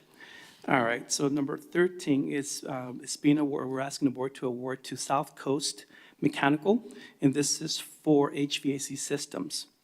Item number 14 is for Baker Electric, and that has to do with the electrical systems for the phase 2 of the chiller. Number 15, J15, this is, we're asking the board to, we're asking the board that we're recommending to reject all bids. We only received one bid on this specific item. Well, thank you, Mr. Edward. You know, I think you'd agree that a 6 to 12 month projection is a little unsettling. It sounds like my kitchen or something. I mean, we've got to do better. It's really disrupting. I know it's an important project. The chillers are ancient, and it is important for energy efficiency and everything else. But I hope you would meet with these contractors that when you get the third one, and really work on that critical path. That is, it's very disrupting to Poly. We don't have enough parking there as it is, and this is causing our kids to walk across the street like I just talked about, and so it has a domino effect on safety and just the getting to class. My neighbor came and complained to me the other day, not that this is it, but he bought his kid a brand new car and he can't even go to drive it to Poly because there's nowhere to park, and he doesn't want to park it over at the church. So just if you would promise me you'll meet with your contractor and really challenge him on his critical path. And with that, I would move for passage, Mr. Lee, of those items I pulled. Sure, just one quick question, Mr. San Martin. Do we have a project manager for the chiller? Yes, the construction manager is Tilden Coyle. Okay. They're managing the second phase also of the phase 2. And we work closely with staff, with administrators and teachers at Poly, making sure that our priority is student safety and staff safety. So we work hand in hand with staff. Our CM and our in-house staff also works with them. We meet with them on a weekly basis to make sure that the construction is smoothly conducted. How many portables have you had to bring on and displace students since this project? And what do you project for phase 2? Right now we have interim housing that we brought, which is made up of portables in order to house students while we're going into these wings. I'm going to ask Mr. Kevin Hauser, how many portables do we have on site? 15 temporary portables on site. And that's, they're temporary portables, which will allows us to move students into these wings as we're in construction. No, I was trying to count it. Thank you. All right, thank you, Mr. San Martin. Mr. Hunt, do you have any more questions? No, thank you very much, Mr. San Martin and Mr. President. All right, so I believe, Mr. Hunt, you had a motion to approve items 13, 14, 15, and 36? Is that correct? And 36? Mr. Yes, I'm sorry, that was my motion, I apologize. Thank you. Second? Mrs. Allaby seconds, thank you. Please vote. All right, consent calendar passes those items as well. All right, next we have a public hearing. And I believe Mr. San Martin is going to lead us in that endeavor. It is recommended the Board of Education conduct a public hearing to review and consider the adoption of the School Facilities Needs Analysis Report dated March 31st, 2017, to consider and respond to all comments received by the Riverside Unified School District related thereto. Mr. San Martin. Yes, good evening, President Lee, Dr. Hanson, Board of Trustees. This item has to do with pursuant to Government Code 6995. Districts are required to approve and adopt a school facilities needs assessment in order for districts to levy level 2s and level 3 fees. This is a requirement that falls under Senate Bill 50. Currently, our district, and we can bring up the slides.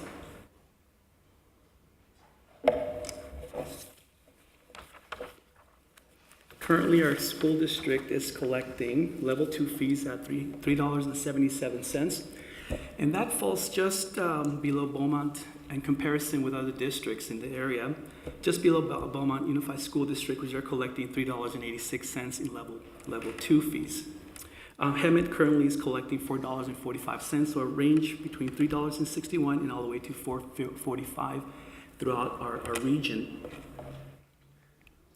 The last year that our district increased our level 2 fees was back in 2011. Going into 2012, we were collecting $3.26, and we went up to $3.83. In 2013, we reduced the level 2 fees to $3.77, which we have been collecting for the last 5 years now. With this report, and I'll ask Mr. Doug Floyd, who is in the audience, he's with Koppel Grubber, to give us just a highlight and overview of the report and what are we asking the board tonight to approve, which is bringing us to a level of $4.01. Doug? Thank you for the introduction, Mr. San Martin. Good evening, Board President Lee, Dr. Hanson, board members, cabinet. Again, my name is Doug Floyd. I'm with the firm Koppel and Gruber Public Finance. We assisted the district with preparation of the school facilities needs analysis that's being presented tonight. Just to give you a little bit more context of what these school fees represent, the alternative school fees are fees that may be applied to new residential construction.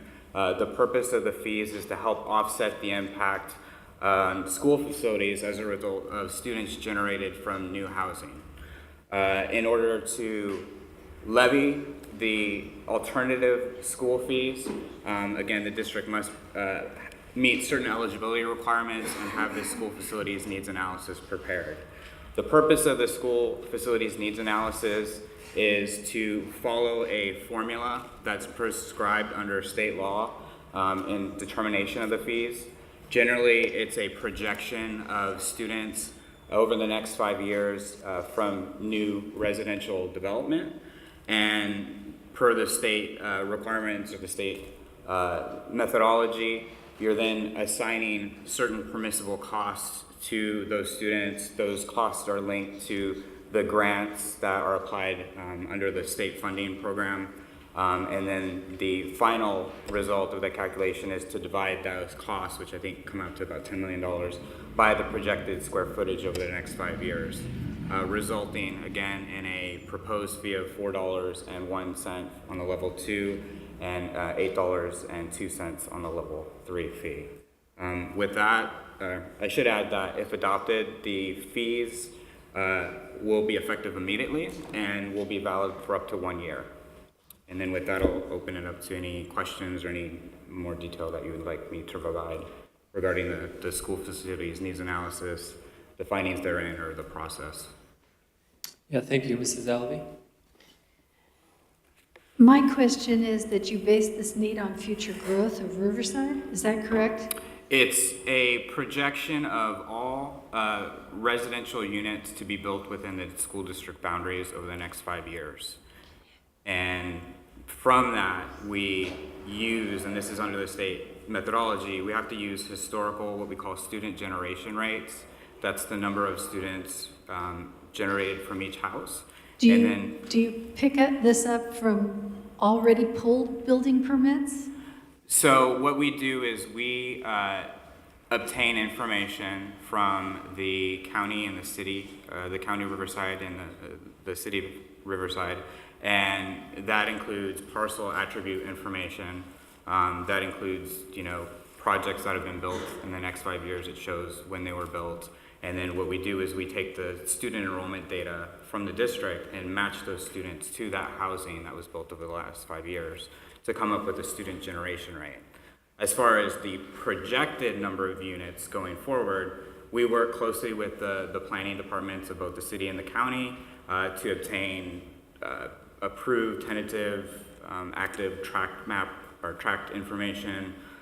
We come up with a projection which for the purpose of the study was around 1,200 units over the next 5 years. And then we send those projections to the planning departments for their review and comment. And in fact, the planning departments confirmed our projection as reasonable. When you say units, are you talking homes or apartments? Dwelling units, so both. It includes Both. single family dwelling units. It includes condos, townhouses. It also includes apartments. So I know, a few of the projects that we identified. There's a Culver Lofts apartment community. There's an Imperial Hardware apartment community, and there's one other one that's escaping me. But those are, those are either active or planned within the next year or so, and it amounts to about 300 units just in those 3 projects. But you don't know whether those units will hold children, right? No, but that's why we use the historical student generation rate. So again, that's the yield factor for a student per household, and we apply those to the projected number of units to come up with a projected enrollment from those particular projects. Thank you. Oh, you're welcome. No, I don't think it does. Mr. Hunt? Thank you. Thank you, sir. As you can see by my EMT crew here, I don't have internet, so I have to. So I think you just answered it to a point. In the past, this board has been critical of projections in this report, not the one authored by y'all, that the planning department was projecting massive amounts of permits when the historical data didn't support that. So you're projecting 300? 1,200 units in total that would be subject to the fees. To put that in context, I reviewed the certificates of compliance that the district has in records. Those are a prerequisite to a building permit. And there have been approximately 350 certificates pulled within the last year. So if we're projecting out 1,200 units over the next 5 years, okay. our projections, in my opinion, are fairly reasonable. No, those are good. I remember it was something like 5,000, wasn't it, at the one report? Yeah. No. Yeah, so I agree. So that includes multifamily? It includes multifamily. It includes condominium or townhome projects, as well as the single family. And this fee would go to per square foot, so it's just applied equally to multifamily or single family. Yeah, it applies to all residential development. Thank you. And would you go back to this CFD, and maybe Mr. San Martin or Mays can answer this for us, but this Spring Mountain has not agreed to do a CFD, is that correct? Can you repeat the question again? Which developer again? I think it's called Spring Mountain, is it? It's out there, High Grove? I believe we're still negotiating. We haven't entered into a CFD or formed a CFD with them yet. So how does that affect this? Would that be double pay if they did a CFD, or? If the developer elects to form a CFD, and if the board agrees, the level 2 fees wouldn't apply. We would enter into a mitigated agreement with them, which typically the CFDs are much higher level fees that are collected because they're based on bonds of that community. If the developer elects not to form a CFD, any new construction, new housing development, the level 2 fees will apply. And I think thank you for that clarification, sir. And I think you projected that it's quite possible with the growth out there, we're going to need a second school. We're looking at that right now. We're doing an assessment on the CFDs and development tentative track maps that have been pulled from the county and into the city also, within the north side of the district and also on the south side of the district. There's some activity there of development and future development. At one point, we are projecting that there will be a need for some type of schools, either elementaries and all the way to high schools. Oh, really? High school, elementary to what? Elementary through high school levels. Okay. And how many homes are? This figure from the BIA's forecast is about a $7,000. How much does it add to each home on average? I think we're talking about adding, what is it, 3? Thank you, Tricia. Oh, here it is. We're looking at $4.01, so. Are you asking about the total amount or the delta? The per unit amount, on average. So if an average home, I think, was it calculated It's under around 3,100 square feet. 3,100, okay. So it's about $12,000. $12,000, okay. Yeah. How much does a new elementary school cost? How much is And new elementary, we're looking at, per the report, is being calculated under $25 million. State gives about half of that to us, is that correct or not? I'm having difficulty hearing. I know this is a little new. Does the state give us about half of that? Yes, in theory, yes, the state will pay 50-50 for the cost of new construction. Okay. All right. Thank you. That helps me very much. Thank you, Richard. Thank you, Mr. Hunt. In a minute here, I'm going to invite up our public speaker, Clint Lorimar, if there's no other board comment. All right, Mr. Lorimar. Thank you very much.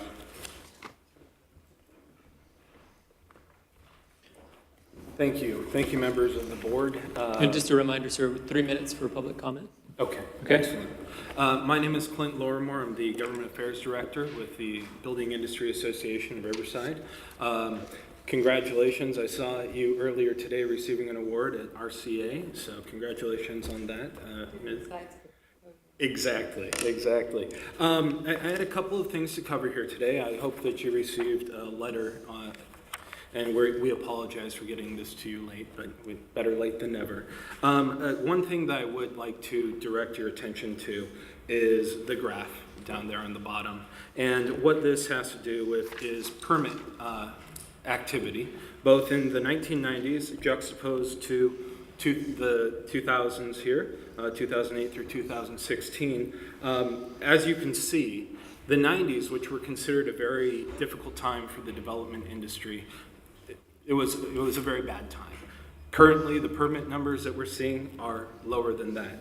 Last year, when you chose not to adopt the higher level 2 school fees, the permit value is much the same as we see this year, over the past year. So we are seeing a housing crisis in the state. We build as a development industry 80,000 homes a year. That's 100,000 short of where we need to be as a state just to keep pace with demand. So I wanted to touch base on that. Also, if I could direct your attention to table H4 of the SFNA study. On there, it lists that you have local fund, a shortfall of $65 million approximately. We understand that Measure O passed. Congratulations, overwhelmingly, mind you. And with that, there is approximately, well, my understanding, $392 million is available for distribution over time. And that in August, it was voted in April of last month that in August, $100 million would be put forward. Now, what that means is that's more than going to make up for the $65 million shortfall. And we do not understand how in Table H that these fees are not being offset. And of course, that may be a question for the gentleman who spoke earlier. And also on that, we were, at least in the copy of the SFNA that I have received, none of the jurisdictions responded as to whether or not those were the actual numbers. In response to Board Member Hunt and his question, it is approximately based on the projections of 3,100 square feet, $750 in addition with the adoption of this fee, or $12,555 per door with this level 2 school fee if it were to be adopted. So that concludes my presentation. Thank you.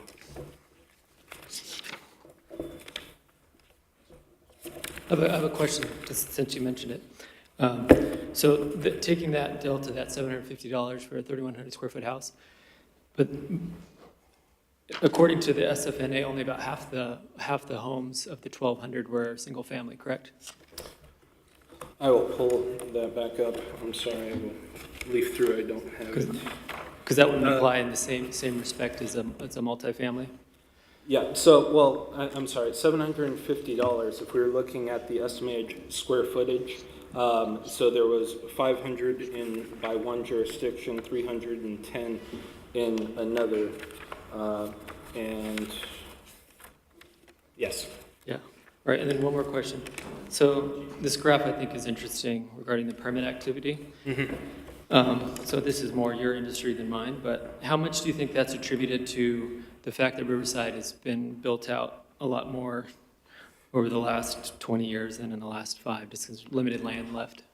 Granted, yes, that is true, but there is still open land. But these numbers, I tailored it specifically for this area. This is true across the county.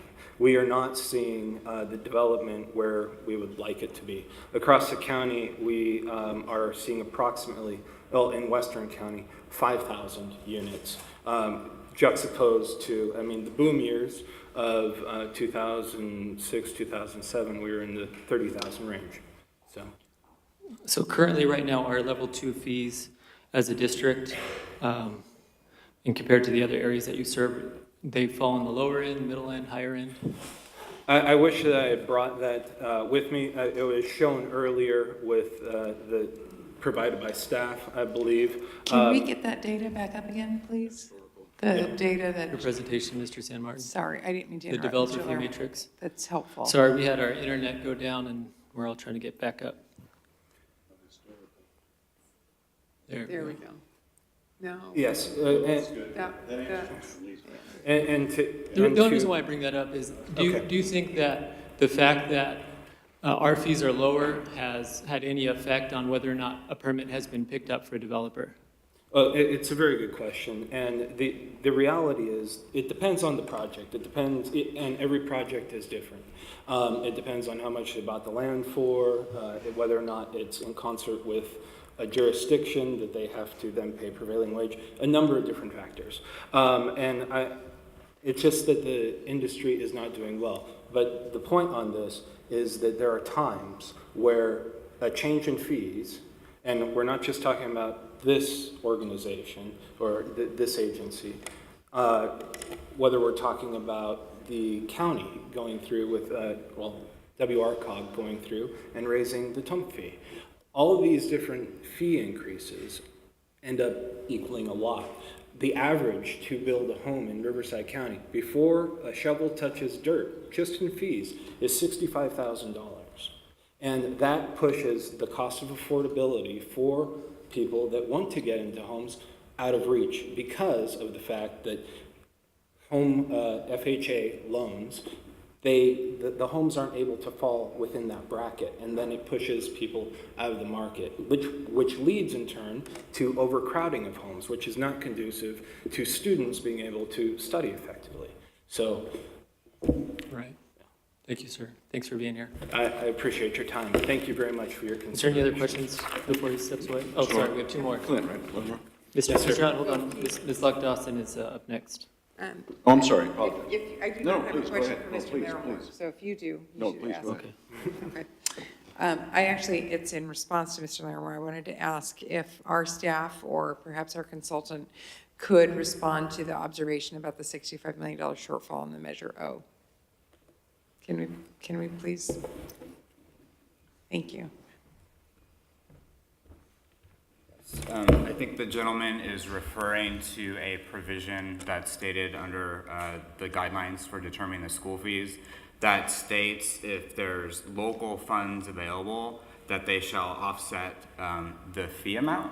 So what we've done is we've provided an appendix showing all available funds at this time, and then the proposed impact of students, so the actual cost of providing housing for those students over the next 5 years. And therefore we show a funding deficit. However, my understanding of the Measure O is that those funds will be used not just for new construction funding, but also for modernization projects.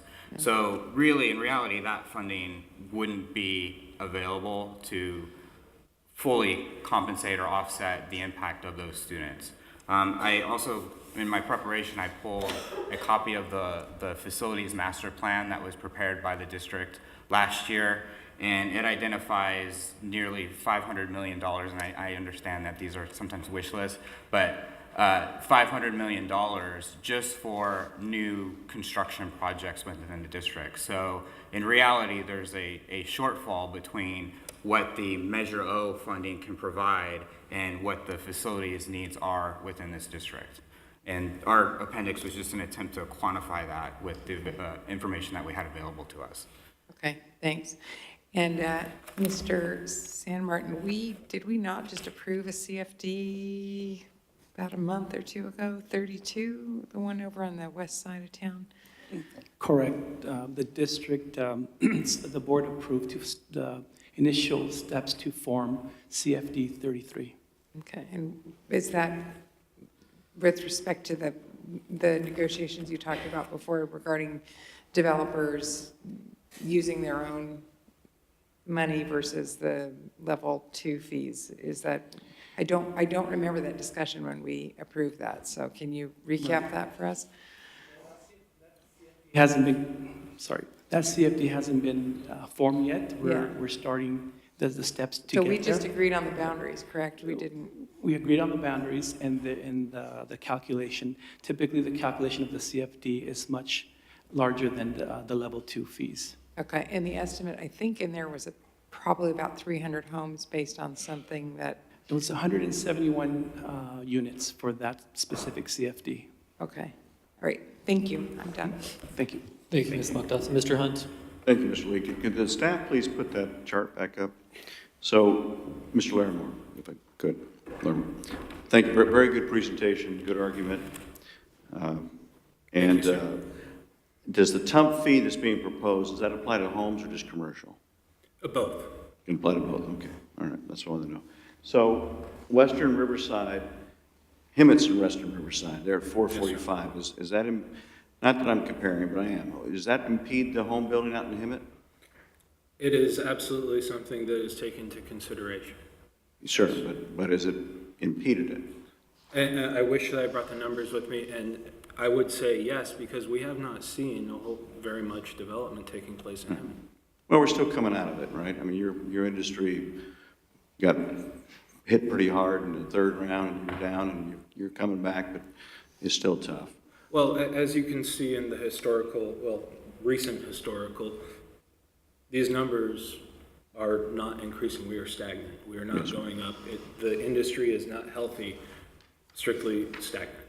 Right. So we're getting by. Yes, sir. Appreciate you coming to the public hearing, sir, very much, and your information. Thank you, Mr. Hunt. Anything further before I close the public hearing?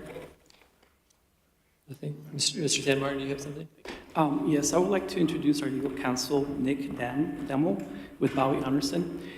Since there was a written response, the board needs to approve a response from the district also. So I'll have him come up to the podium and explain that. Is this part of the public hearing? Yes. Okay. Good evening, members of the board, Superintendent Hanson.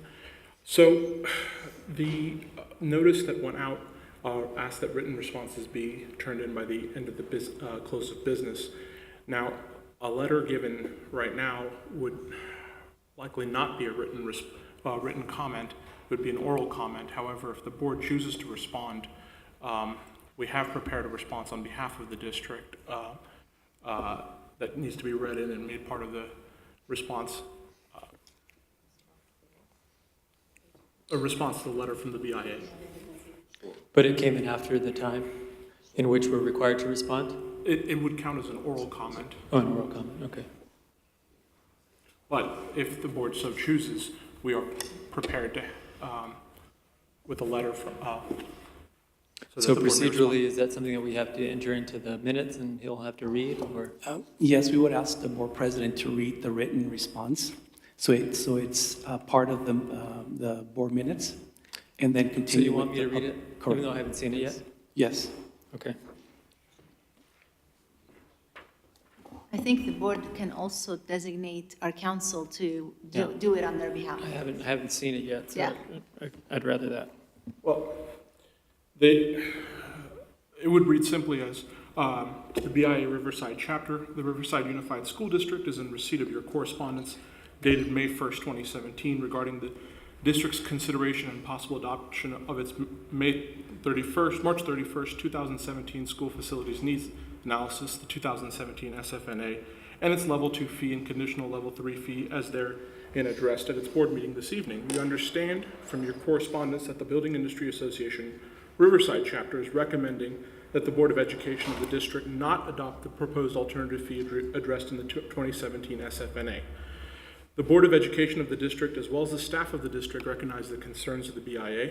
However, the district relies on the school fees levied on residential development to pay for school facilities necessitated by such development. In order to provide for the school facility needed to accommodate new children from new development, the district has to take all steps authorized to secure available funding.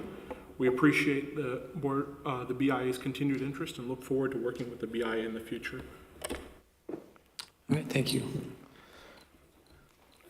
Now I can close the public hearing. All right. Let me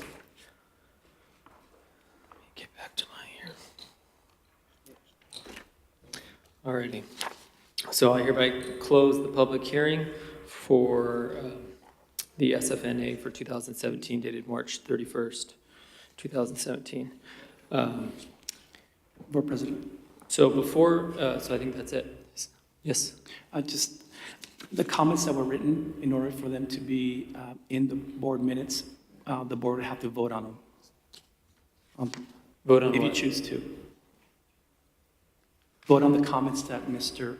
This sound system I know is new, but it's just very not just easy to the hear. sound keeps bouncing. The comments that Mr. Damil just read, in order for those to be in the board meeting minutes, the board has to vote on them. What do we vote on? To accept the minutes? Accept them as part of the minutes? I'm just The saying, board it's has not- to take action on the response, basically, is what Mr. Martin is asking. Just the fact that we received a response late in the meeting. Yeah. We were prepared to respond for it because we anticipated it, but the board has to take action on vote by vote to actually accept it as part of the minutes for the public hearing. Do we have to take action to accept the letter? Yes, the response letter. No, the letter that you've received, it's okay to receive, but we're treating it as a written response, and we are actually responding to it in that fashion. In order to have it in the minutes, you have to take action right now, if you choose All to. right. Got it. Thank you, Mrs. Lockdawson. Do we have a second? Second. Thank you, Mrs. Alabi.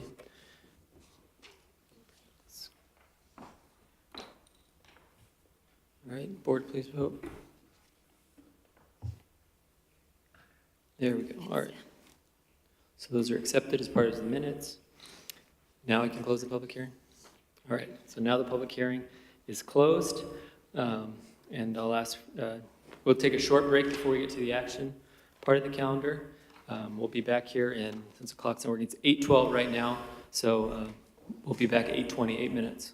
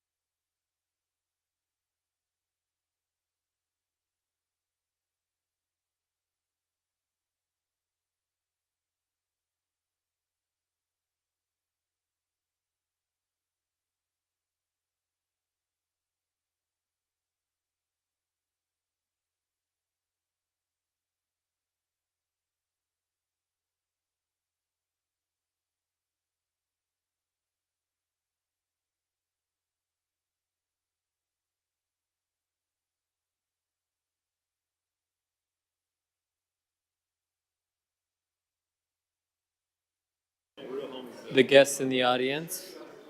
I know we're running a little bit behind schedule. Appreciate everybody's patience and for everybody getting back to a seat. So we're coming up on section L of the agenda, which is the action item. We just closed the public hearing. So the first item on the action calendar is taking action on the school facilities needs analysis report. Mr. San Martin, you're back up. Or maybe Haley. One of you two. At this moment, we just ask the board to take a motion to either adopt or not. Okay. Student board. Mr. Hunt? You want to take the student board member first? Can we bring those charts back up, Justin? Oh, I'm back. So when you see student board member on there, that's actually going to be the podium mic now. We've made a little change. So student board member is the podium. See, Jerry's with us and he doesn't even know it. You put our speakers on too, or mine is. Yeah. It's much better. Yeah, it's much better up here. Okay, Mr. Hunt? Yeah, would you go to the other one? I'm sorry. Thanks. So I'm not going to say anything publicly I didn't already say privately to Mr. Larimore. I appreciate his excellent presentation, but this board has held, much to the staff's chagrin, this figure for 4 years now in consideration of our community. In fact, to Mrs. Kadish's predecessor's great angst, we lowered it from 383 to 377. And you can see we lowered it from 430 to 384, 347, 326, bumped it back up, and then we lowered it again. So we really, we also asked our community to, after 10 years, to vote for another bond, and they responded outstandingly. And as we pointed out, that money does not be used for what Mr. Larimore thought it was. So I do think, I'll wait for others, but I do think we need to pass this motion, and we can build new homes, we can bring new people. I do want them to be affordable, Mr. Larimore. I do want that. We need new homes here in Riverside. We particularly, as Mr. Lee can tell you from his profession, we particularly need the starter type home where people can move into. But if they don't have sound facilities for their children to go to its school districts, that's a big concern for them. And they do look at the quality of schools. We all do when we buy a home. So, and we need to work on that together. So I'll wait for others, Mr. Lee, and go from there.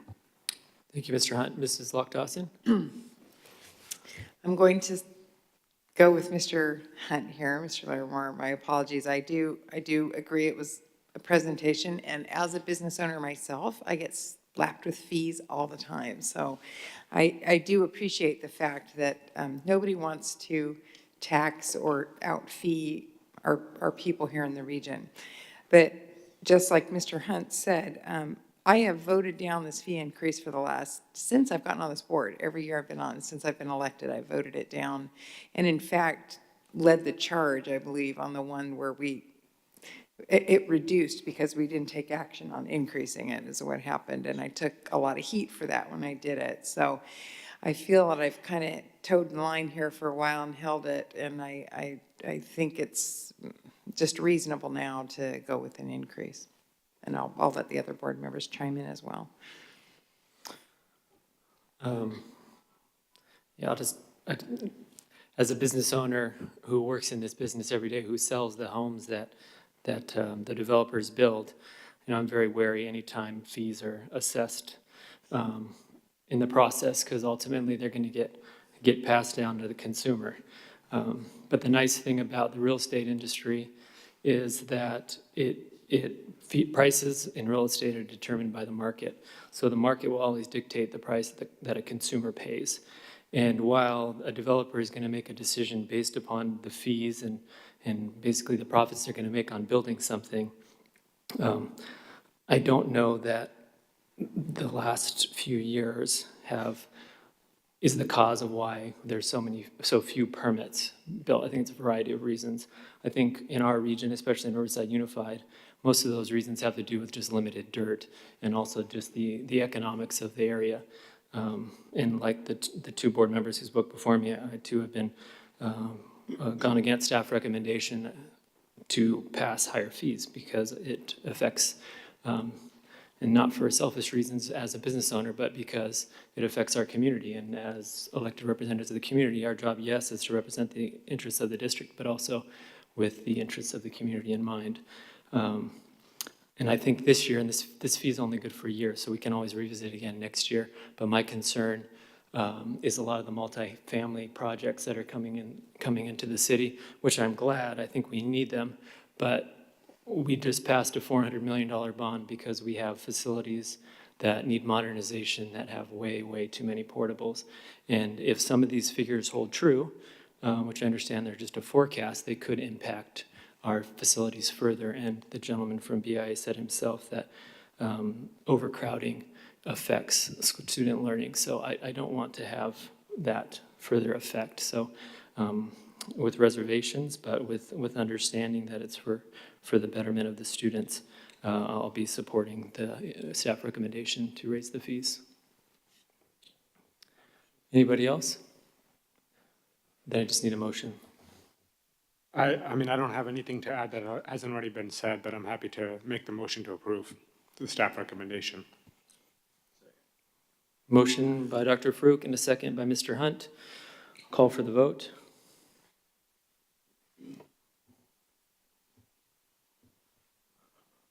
And that motion passes unanimously. All right, item number 2. We need to approve the following citizens for appointment to the Measure B Oversight Committee. Replace those members whose term has expired. Mr. San Martin. Someone turn his mic on. All right, here we go.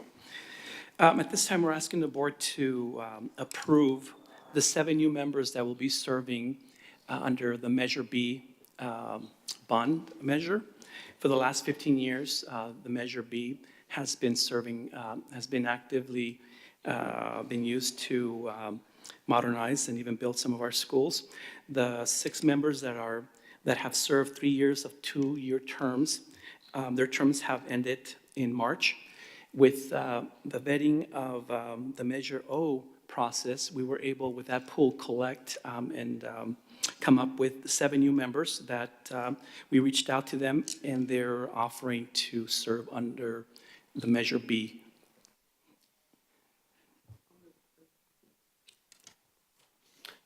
We have a motion to approve by Ms. Lock-Dawson. Second. Second by Mrs. Alavi. Any further discussion? All right, please vote. All right, that motion carries unanimously. Next, we have item number 3. Ms. Ybarra. Good evening, President Lee, Dr. Hanson, members of the board. This item is staff's recommendation that we bring forward to you with regards to the Assistant Superintendent of Professional Growth Systems job description. It is recommended that the Board of Education approve the creation of and the job description for the Assistant Superintendent of Professional Growth Systems PGS position. And if you don't have any other questions, that is our... Well, go ahead, Mr. Hunt. Justin, just to note, these little speakers greatly help when I'm trying to hear. When I punch the button to ask permission to speak, it turns off the speakers. So if you could have your consultant work on that. I make a motion to approve and thank Dr. Hanson for his work on that and Mrs. Ybarra, Assistant Superintendent Ybarra. Thank you, Mr. Hunt. Do we have a second? All right, good, because we already started voting. All right, so please vote if there's no further discussion. All right, everybody voted, passes, thank you. All right, item number 6. Right, no, 5, where am I? 5, yes. This is Kakish. Motion to approve. I have it as an item number 4, but... 4? 4, okay. Sorry. So item number 4 is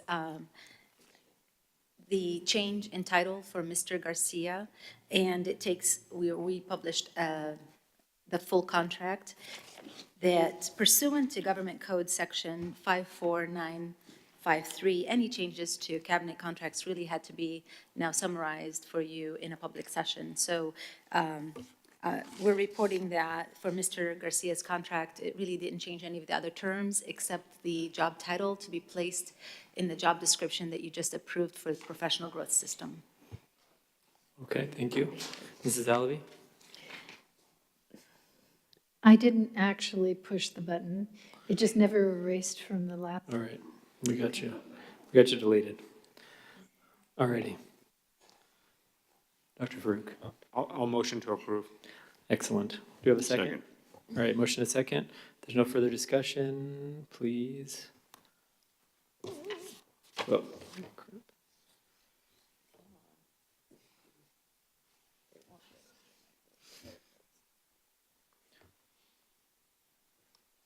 right, one more vote.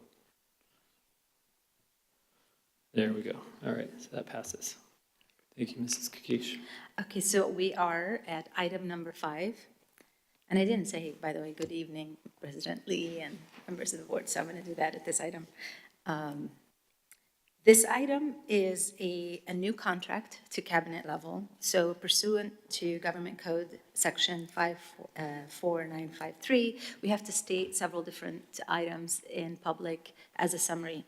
And so for this item, it'll be Dr. Lewis to be placed as a new Assistant Superintendent of K-12 Curriculum and Instruction. The term will be 2-year term till 2019, and that aligns with the rest of the cabinet. And the salary will be the first step of the salary schedule of Assistant Superintendent salary schedule at $182,698 annually. It comes with a health and welfare benefit package that matches the rest of the employee units in Riverside Unified School District. Thank you, Mrs. Kakish. Mr. Hunt? Yes, I just want to say, I will motion for this, but prior to that, I want to thank Antonio Garcia, number one, for the excellent job he's done for us the last several years as Assistant Superintendent of Curriculum and Instruction, and for him taking on the professional growth program that I believe will be one of the finest things that this district ever does when it comes to labor relations and stability. And so I would, with that, for Dr. Lewis, new contract, I would motion approval. Thank you, Mr. Hunt. We have a motion. Do we have a second? Dr. Farouk seconds. If there's no further discussion, open up the vote. Please vote. All right, that motion carries. Thank you. Mrs. Ybarra is back. Yes, I'm back. Good evening again, President Lee, Dr. Hanson, members of the board. I'm back for this to come forward for the recommendation that the Board of Education approve resolution number 2016-17-61 to reduce or eliminate particular kinds of service for the 2017-18 school year. This action is for the 60% with regards to physical education. That would be our May 15th notification. Mrs. Alvey? Sadly, I'm going to motion for approval of this item. We have a motion to approve this item. Do we have a second? Dr. Farouk seconds. Is there any further discussion?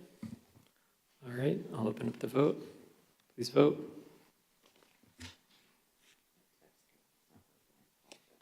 There we go. That carries. Thank you. Passes unanimously. All right. Our last item My on the... speakers went out.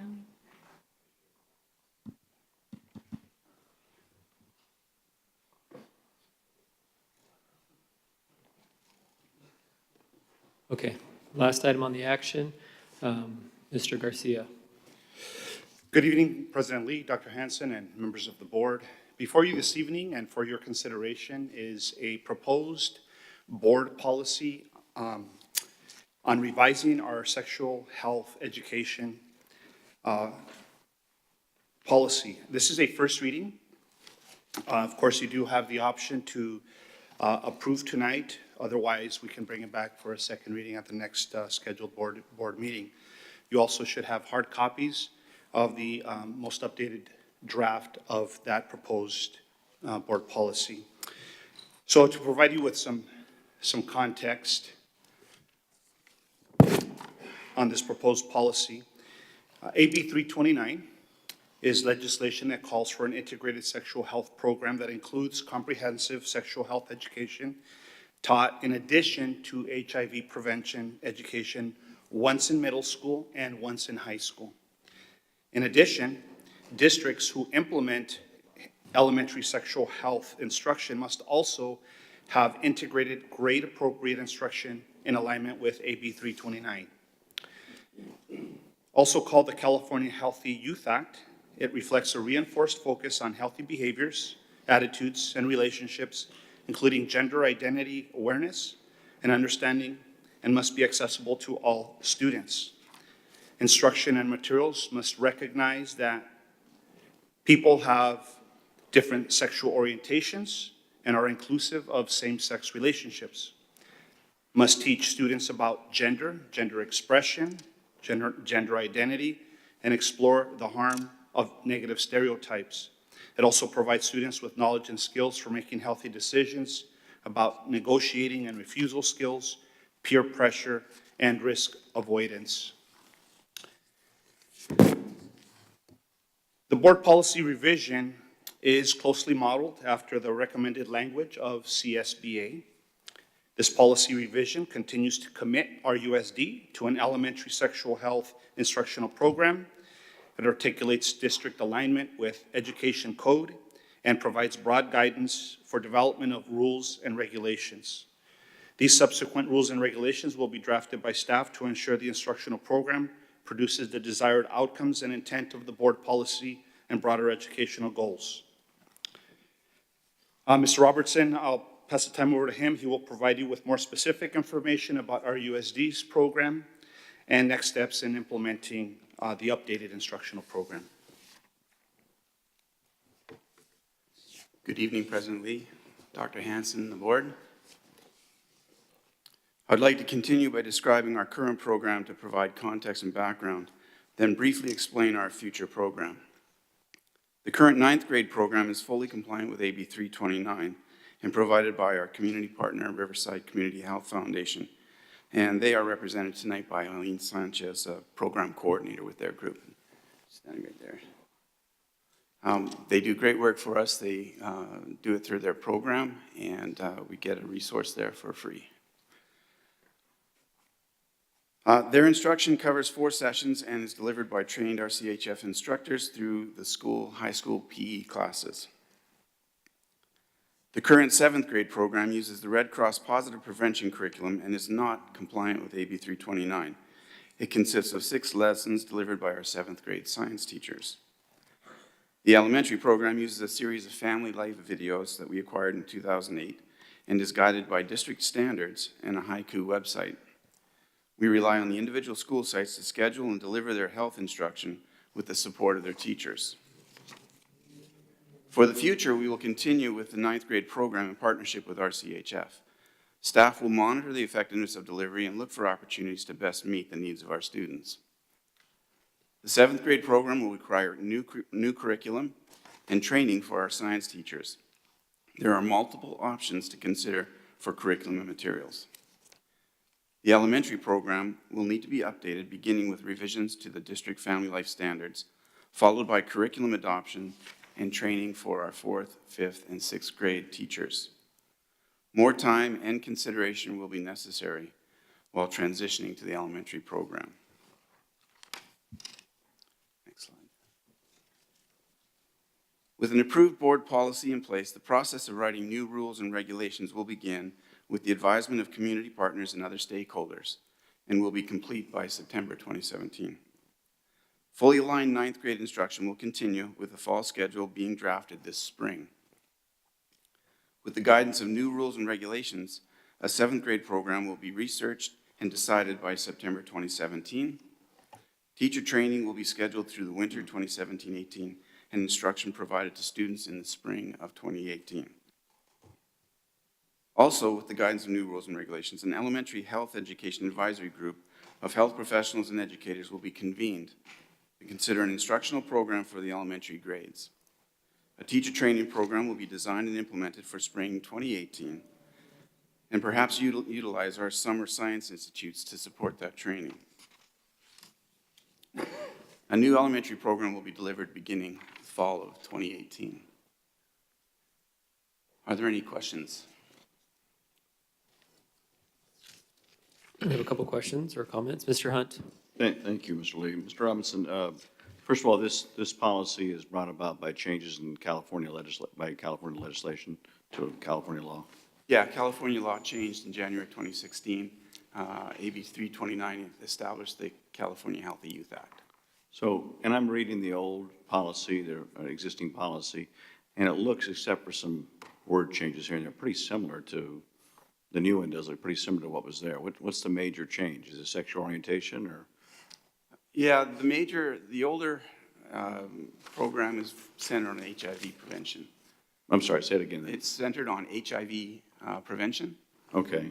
And the new program will be integrated with a sexual health program that actually deals with issues of gender, sexual orientation, and other topics like that. Yeah, on 1.6 and 1.7, I don't know if we have them up there, but parents, guardians, and community members shall have the opportunity to comment on the selection and development of instructional materials. So how do you notify parents and guardians about that?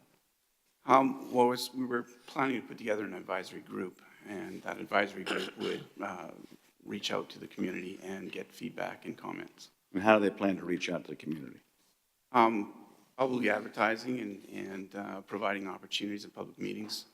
Okay, I think it's very important. This is an issue that differs from family to family and different beliefs and everything else. So let's be sure we make our best efforts there, if you would, Mr. Robinson.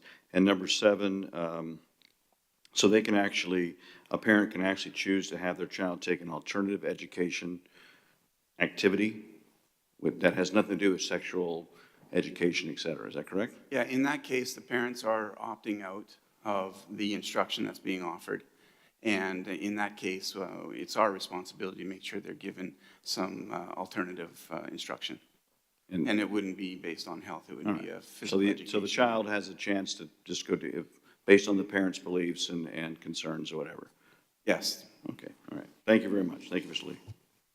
Thank you, Mr. Hunt. Dr. Farouk?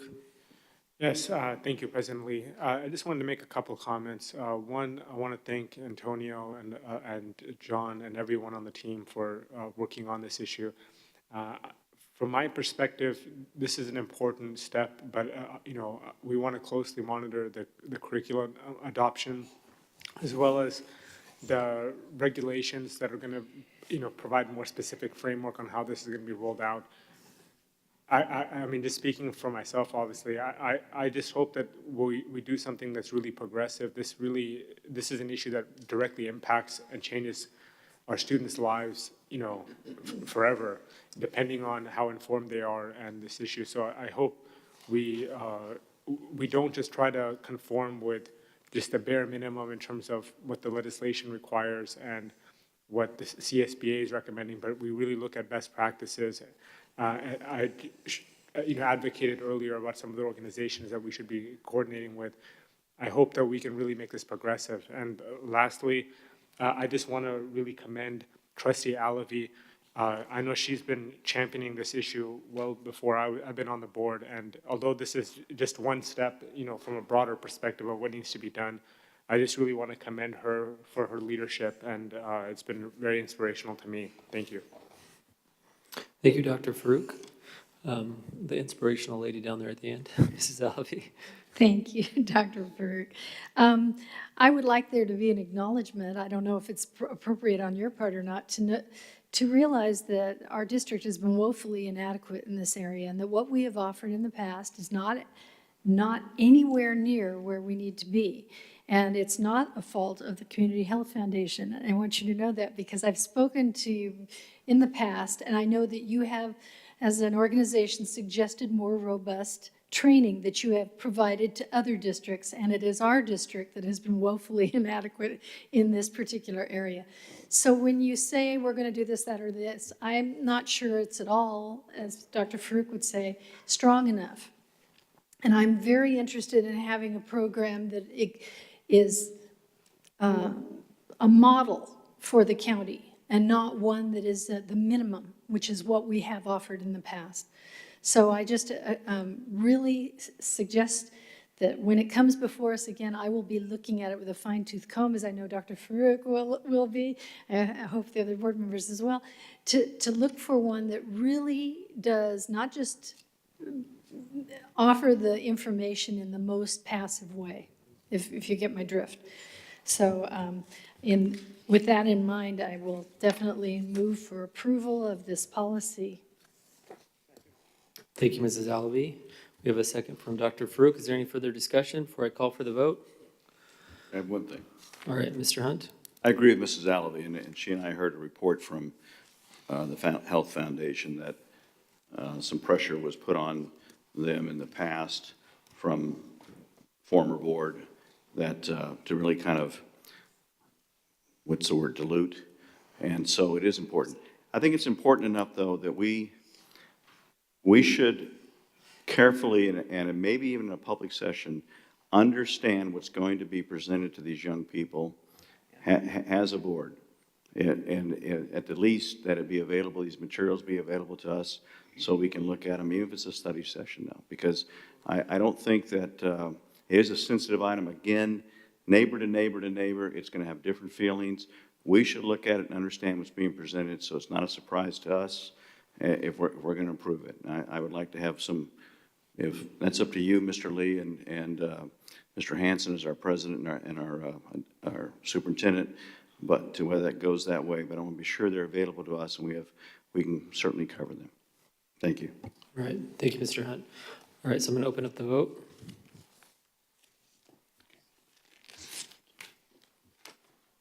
All right, that passes. Thank you. All right, that concludes our action item agenda. And now we have a presentation on our visual and performing arts plan. And I believe, yes, she is here. And so is he. I was asked to introduce. So, good evening, President Lee, Dr. Hanson, members of the board. We're bringing to you a report this evening on the work of the Visionary Arts Committee, which was convened from January to March of this year. The purpose of that committee was to help formulate a vision for a comprehensive arts plan for our USD. Dr. Ryan Lewis, our secondary director, and Anne Marie Guzzi, our instructional services specialist for visual and performing arts, led the work of that committee. The committee included not only district staff, but also representatives from our larger local arts community. Anne Marie did a fantastic job chairing the work of the committee, and she'll be sharing this report with you tonight about the committee's findings and our plans moving forward. And at this time, I'm going to turn it over to Anne Marie, who will walk you through the report.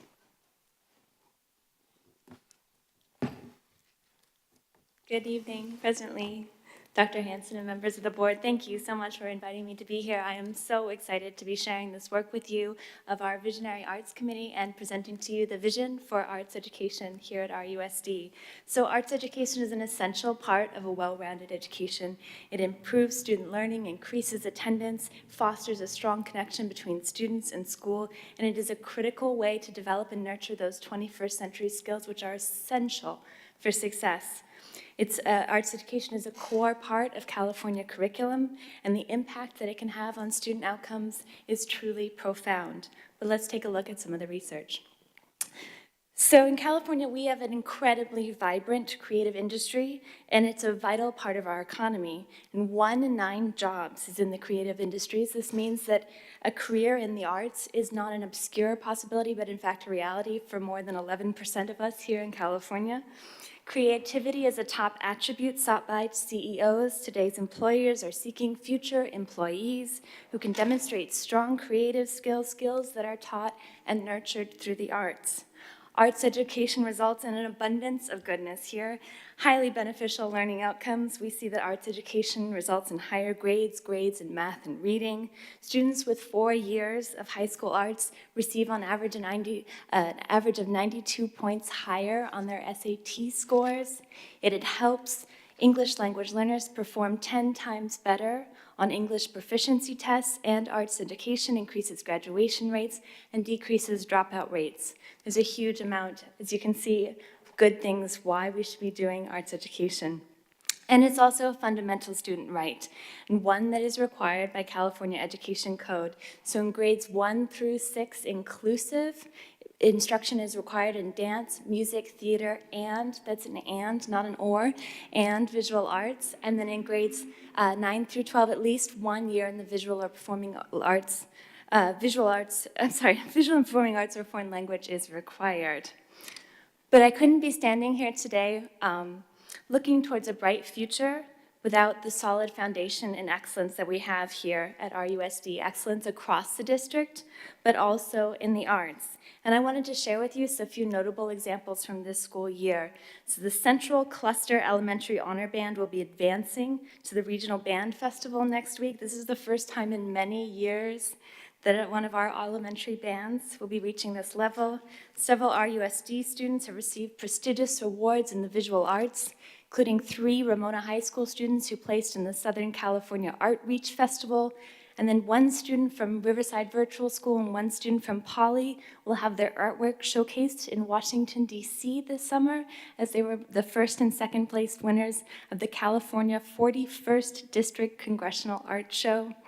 We have an incredible array of arts educators here in our district who are being applauded by parents for being wonderful assets to RUSD, and they're also being admired by other districts, being asked to conduct other districts' honor ensembles, which is a true testament to their high quality.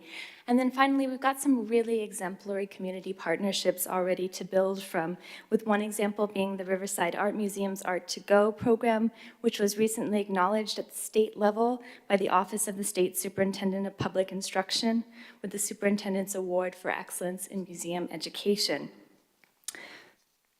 So this vision for arts education that I'm about to share with you was produced by the Visionary Arts Committee. This committee was tasked with formulating a vision for a comprehensive arts plan.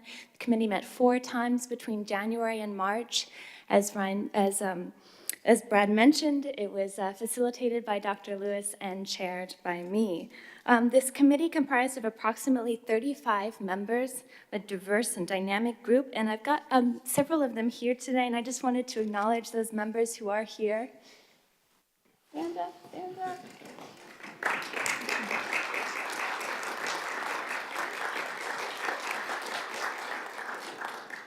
They did some pretty fantastic work, which you're about to see, but just in summary, we had a number of RUSD teachers, administrators, site principal, RUSD students, parents, and alumni, 2 members of our board, representation from community organizations such as the Riverside Arts Academy, Fox Theater, and the Riverside Art Museum, and higher education institutions such as RCC, UCR, and Cal Baptist. Thank you all so much for being here and for all your work that I'm about to share here. It's very exciting. So this committee came up with 6 essential elements. These are the 6 elements that we believe are required for an innovative, inspiring, and impactful arts education plan here at RUSD. Each of these elements has been articulated via content, infrastructure, and sustainability, and these elements are art-centered thinking and risk-taking culture, expansive and innovative roots, high-caliber teacher artistry, resourceful, strategic network of community engagement, specialized inspirational pathways K-12, and impactful, committed, and consistent funding.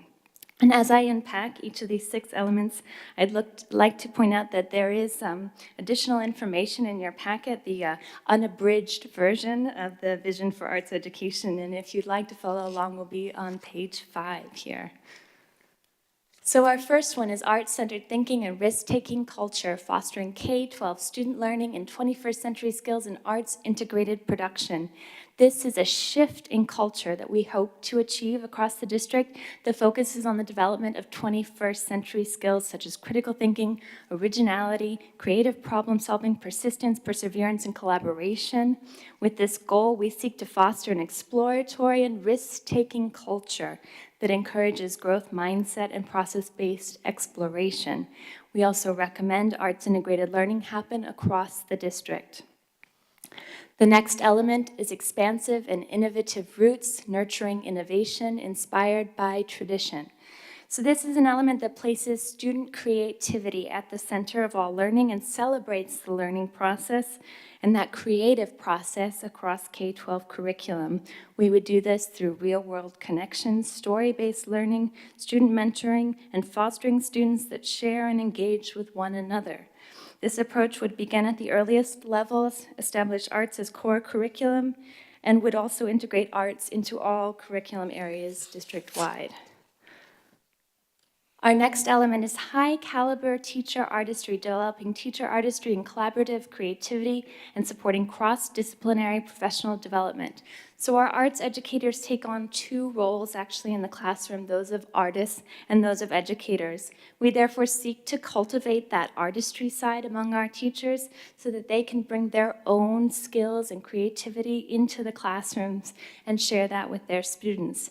The Visionary Arts Committee recommends supporting content that inspires our teachers to tell and share their stories so that students can build upon those experiences to tell their own stories.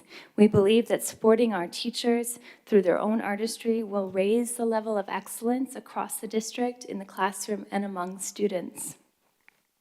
Our fourth one is resourceful, strategic network of community engagement, coordinating collaborative communication to strengthen student and community partnerships. This goal aims to provide extended learning opportunities and enrich student engagement, connecting to CTE programs. We want to share and spotlight student work and integrate community artists into the classroom to share Riverside history, traditions, creativity, and diversity.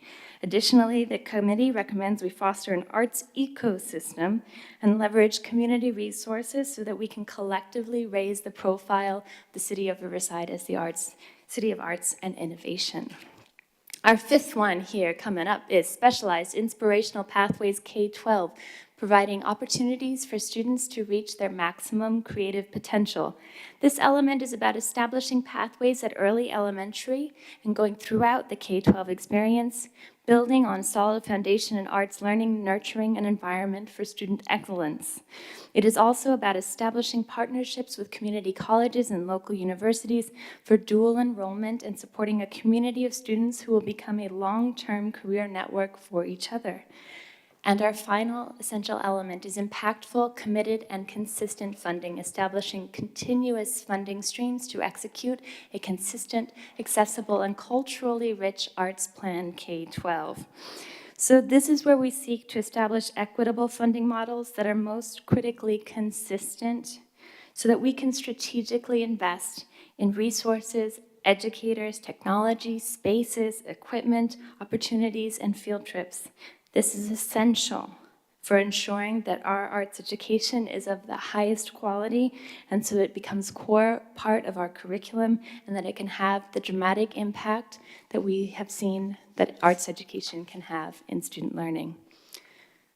So this is only the beginning and the first step of creating our arts plan. And if this vision is approved by the board, I would begin this implementation process, which would look something like this. It would consist of calling out together a number of ad hoc committees who would provide input on how we can implement this vision. The committee would include stakeholders for each of the arts disciplines, teams who would examine implementation at the elementary, middle, and high school levels, special needs focus groups, parent groups, committees who will tackle each of these elements in detail and outline a phased implementation plan.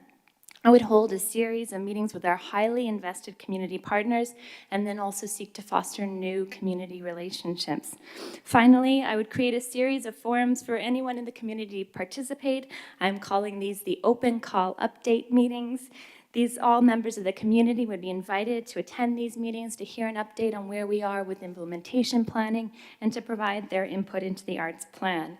This process, I believe, would take about 8 months, and in February, I would be right back here with you to present the arts plan K-12. Thank you so much for your time, and thank you for your consideration. I do want to acknowledge one more time our incredible committee members who have provided so much creative input into this process. If I could have them stand one more time. Yeah.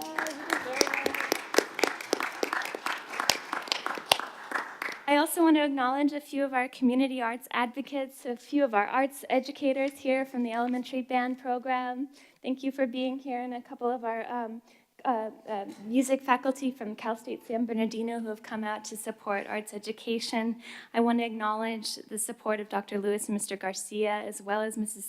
Alavi and Mrs. Locke-Dawson, who have given so much of their time and energy to support this and develop this vision. Thank you for listening to me tonight, and I'd be delighted to take any questions. Thank you, Anne Marie. Great presentation. We do have a couple questions from the board or comments. Dr. Farouk, you're up first. Sure. Thank you, President Lee. I just want to also commend everyone for all their hard work, and I just particularly want to highlight, Anne Marie, the fact that you've joined the team and just the energy and leadership that you've been providing is just phenomenal. Thank you. The other comment I wanted to make is I think we have to vote on extending, is it at 9 p.m.? Yeah, it's after 9. So I'll motion to approve expanding the board meeting till 9:30. 9:30, okay. Motion to a second? All right. It'll take me a few minutes to figure out. Well, are we all good with 5 minutes? All right, good. Okay, so thank you, Dr. Frick. Anything else? Mrs. Locke-Dawson. Thank you, Mr. Lee. Thank you, Ms. Guzzi. I'm thrilled to see this come before us. I do want to thank the members of the committee who gave so generously of their time. We spent a lot of time, hours and hours developing this plan. And I want to just state the obvious here to the board, but these may sound like fluffy, meaningless words, but they aren't. We are on the record as a school district stating that the arts are of so much importance to us, to our community, to our children, for educational achievement. We have a vision and a strategy now that we've never had before that puts us in a position of leadership. And as a mom and as a community member, as well as a school board member, I can't overstate the importance of that in a city that has branded itself the City of Arts and Innovation for the past 10 years and has not much to show for that. So this is our opportunity to put Riverside out in front of, we're leading the way in arts education and excellence in arts. So I can't say how happy I am. So thank you very much. Thank you. Thank you, Mrs. Locke-Dawson. Mr. Hunt. Thank you, Mr. Lee. And thank you, Mrs. Locke-Dawson, Mrs. Alavi, and all of you for serving on this.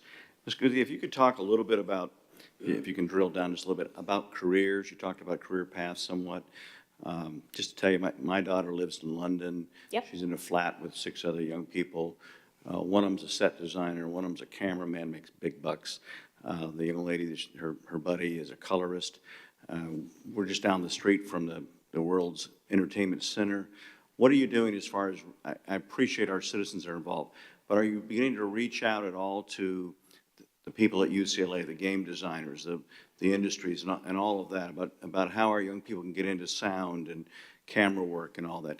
Tell us a little about that. Yes, absolutely. So I have, I'm starting to build a portfolio of community connections here. I've only been in Riverside a few months now, but I've been working very hard with the Fox Theater, for example. We're getting ready to prepare, and I'm sorry to steal Ron's thunder because he's about to tell you about it, but we're doing a VAPA CTE internship with the Fox Theater in next fall as part of looking at some of those behind-the-scenes backstage career opportunities where students will be sitting side by side with Live Nation staff for a day. I'm building upon pre-existing connections I have with the LA Phil. We're looking at potentially, some ways that we can collaborate and connect on programs programs. Looking at UCLA, they've got an amazing jazz program there that I've been in discussions with and looking to build that further.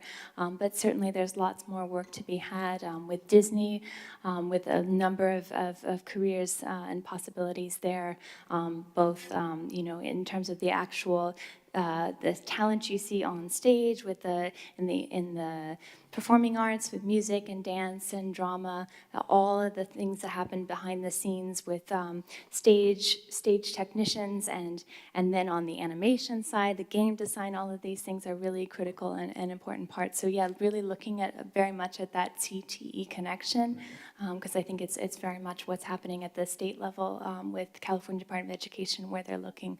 So I think there's some exciting work to be done there for sure. I'm going to go on record, so I'll give my wife the credit, but her roommate in college is head of James Cameron's production.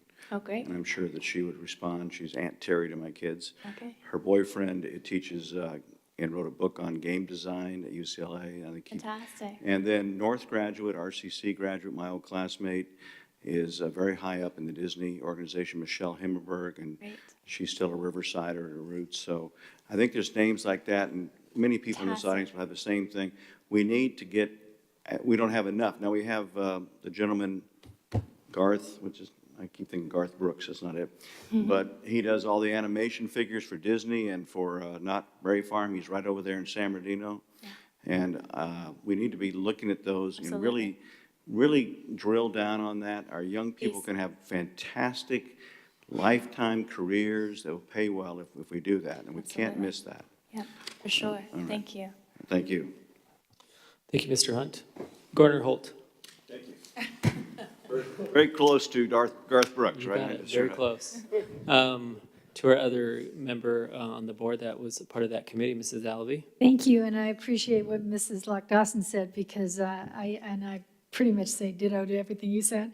But I wanted to let the board know in the audience that this is a really ambitious plan, and you may not realize it because Mrs. Guzzi did such a great job of making it sound beautiful. You might not realize how ambitious this really is and how unique it is.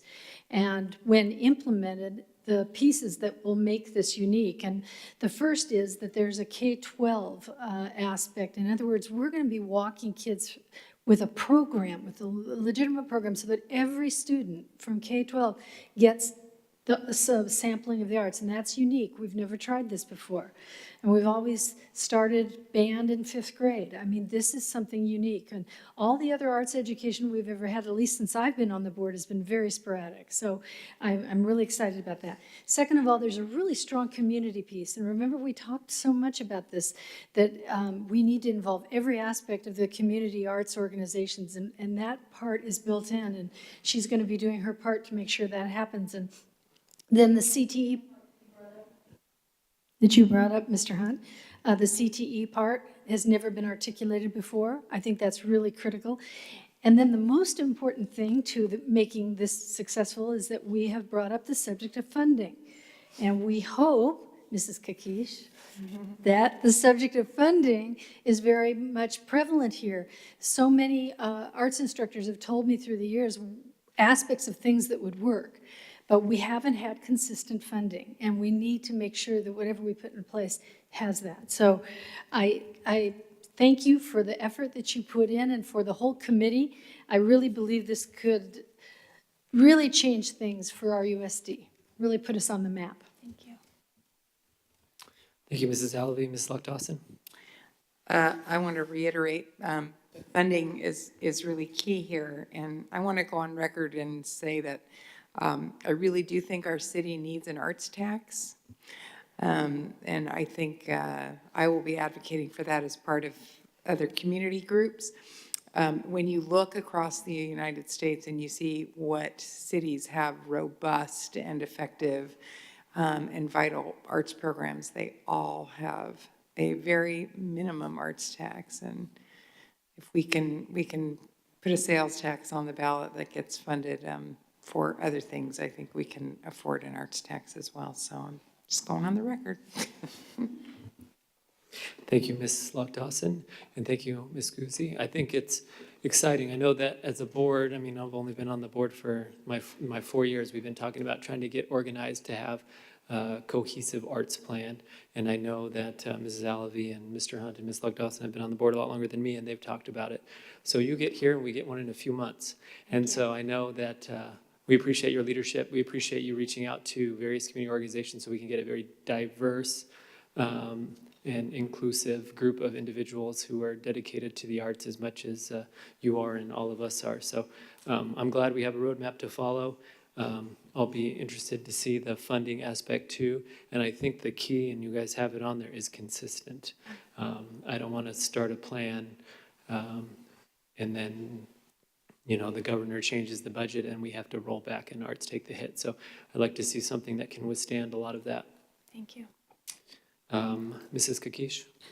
I just wanted to confirm that we've had that discussion with Ms. Anna Guzman, that we believe if the board has a priority that it is a core program, the funding needs to be part of the core program of the district. And so as they start this process, we'll be heavily involved into understanding every step of the way and seeing if any of it needed any negotiation impact and all that. So just wanted to confirm that that is, but we were having power issues here.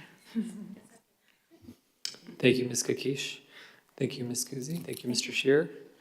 And thank you, committee that stuck around until 9 o'clock. Sorry to keep you waiting, but thanks for sticking with us till 9 o'clock. All right, we still have a couple more items on the agenda to try to get through. And the next one being CTE. Yes, as Ron comes up to the podium, as part of the monthly updates on different board priorities, Mr. Weston's going to give an update on CTE, with the focus being on an overview of the work that's been done this particular year. Good evening. Good evening, Board President Lee, Dr. Hanson, members of the board. As Mr. Garcia mentioned, our goal is to provide students with relevant career courses with input from business and industry partners that prepare our students to be college and career ready. We use 3 tools to guide our work. The first is our LCAP goal, providing sequence courses for students to participate in. California Department of Ed's 11 elements of a high-quality CTE program. And the third tool is the new college and career indicators, which take effect in July.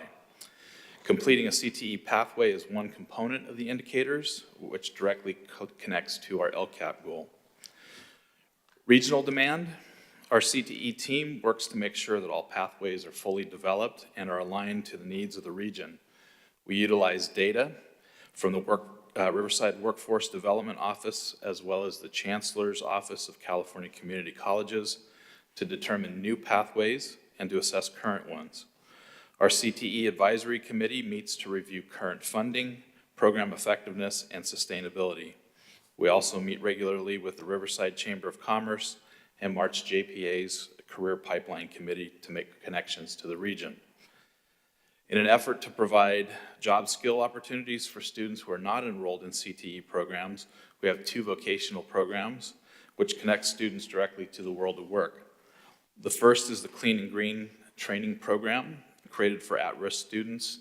The training is conducted at M&O and is taught by M&O volunteers in custodial and greenscape and soft skills.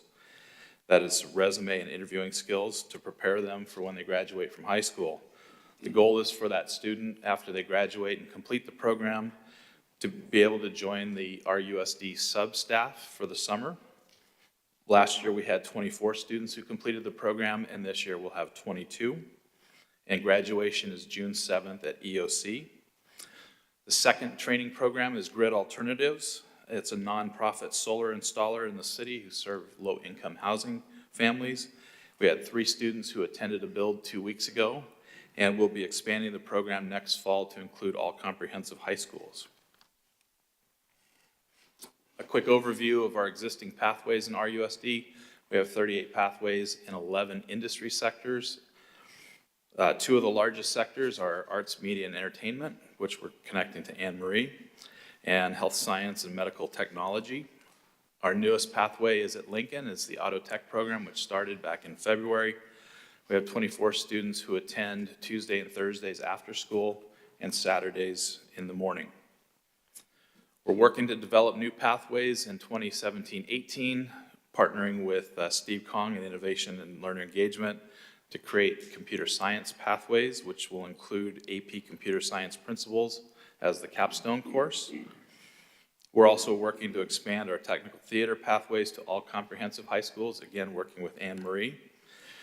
And then we're working with John Robertson to plan an agri-science pathway in conjunction with the city of Riverside and their beginning farmer training program. Students will learn in the classroom and then go out to the farm to practice.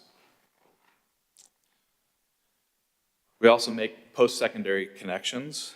We've worked on strengthening our post-secondary connections in two ways. First, articulation agreements. We're working to increase the number of students who receive college credit during their high school career. Last year at RCC, we had 10 agreements. We had 213 students who received college credit. This year we have 20 agreements, and our goal is to have 500 students. I'd like to thank Lorraine Sanchez of my CTE team. Lorraine, stand up and wave.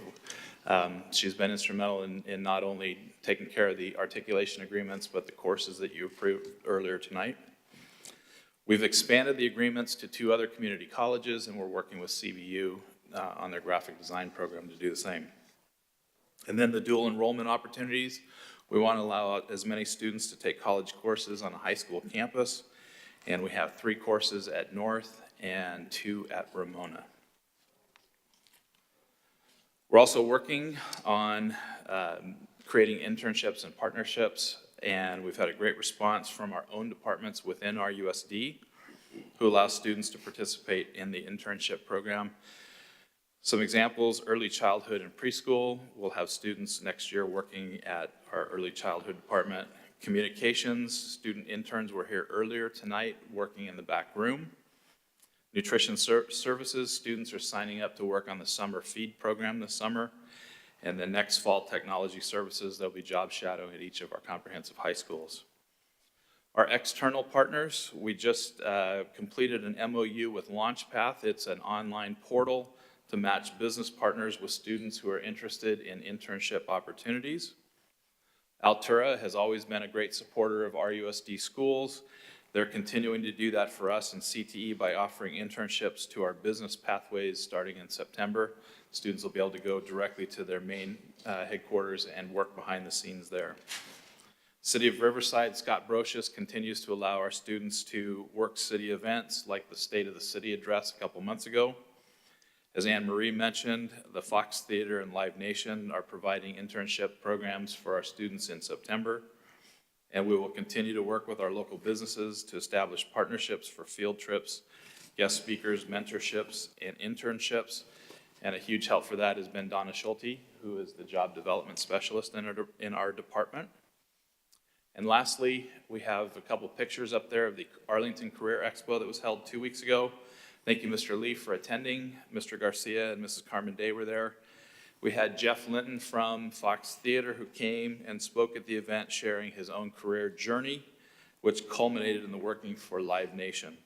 He emphasized the need to experience all aspects of the fields that they're in, to take risks, to try new things, and to persevere. It is an exciting time in CTE as we continue to create opportunities for students to experience the world of work in the classroom and on the job. Thank you again for allowing me to share tonight, and I'd be happy to answer any questions. Thank you, sir. Yeah, a couple questions. Dr. Farouk, you're first.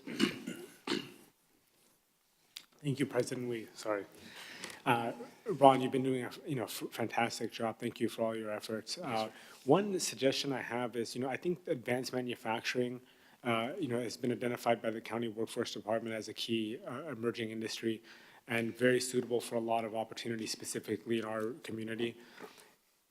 I would like to see more partnerships,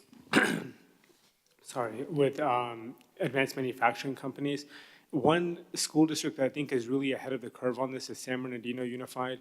I would recommend, if you guys have time, to send a representative and check out what they're doing. Sure.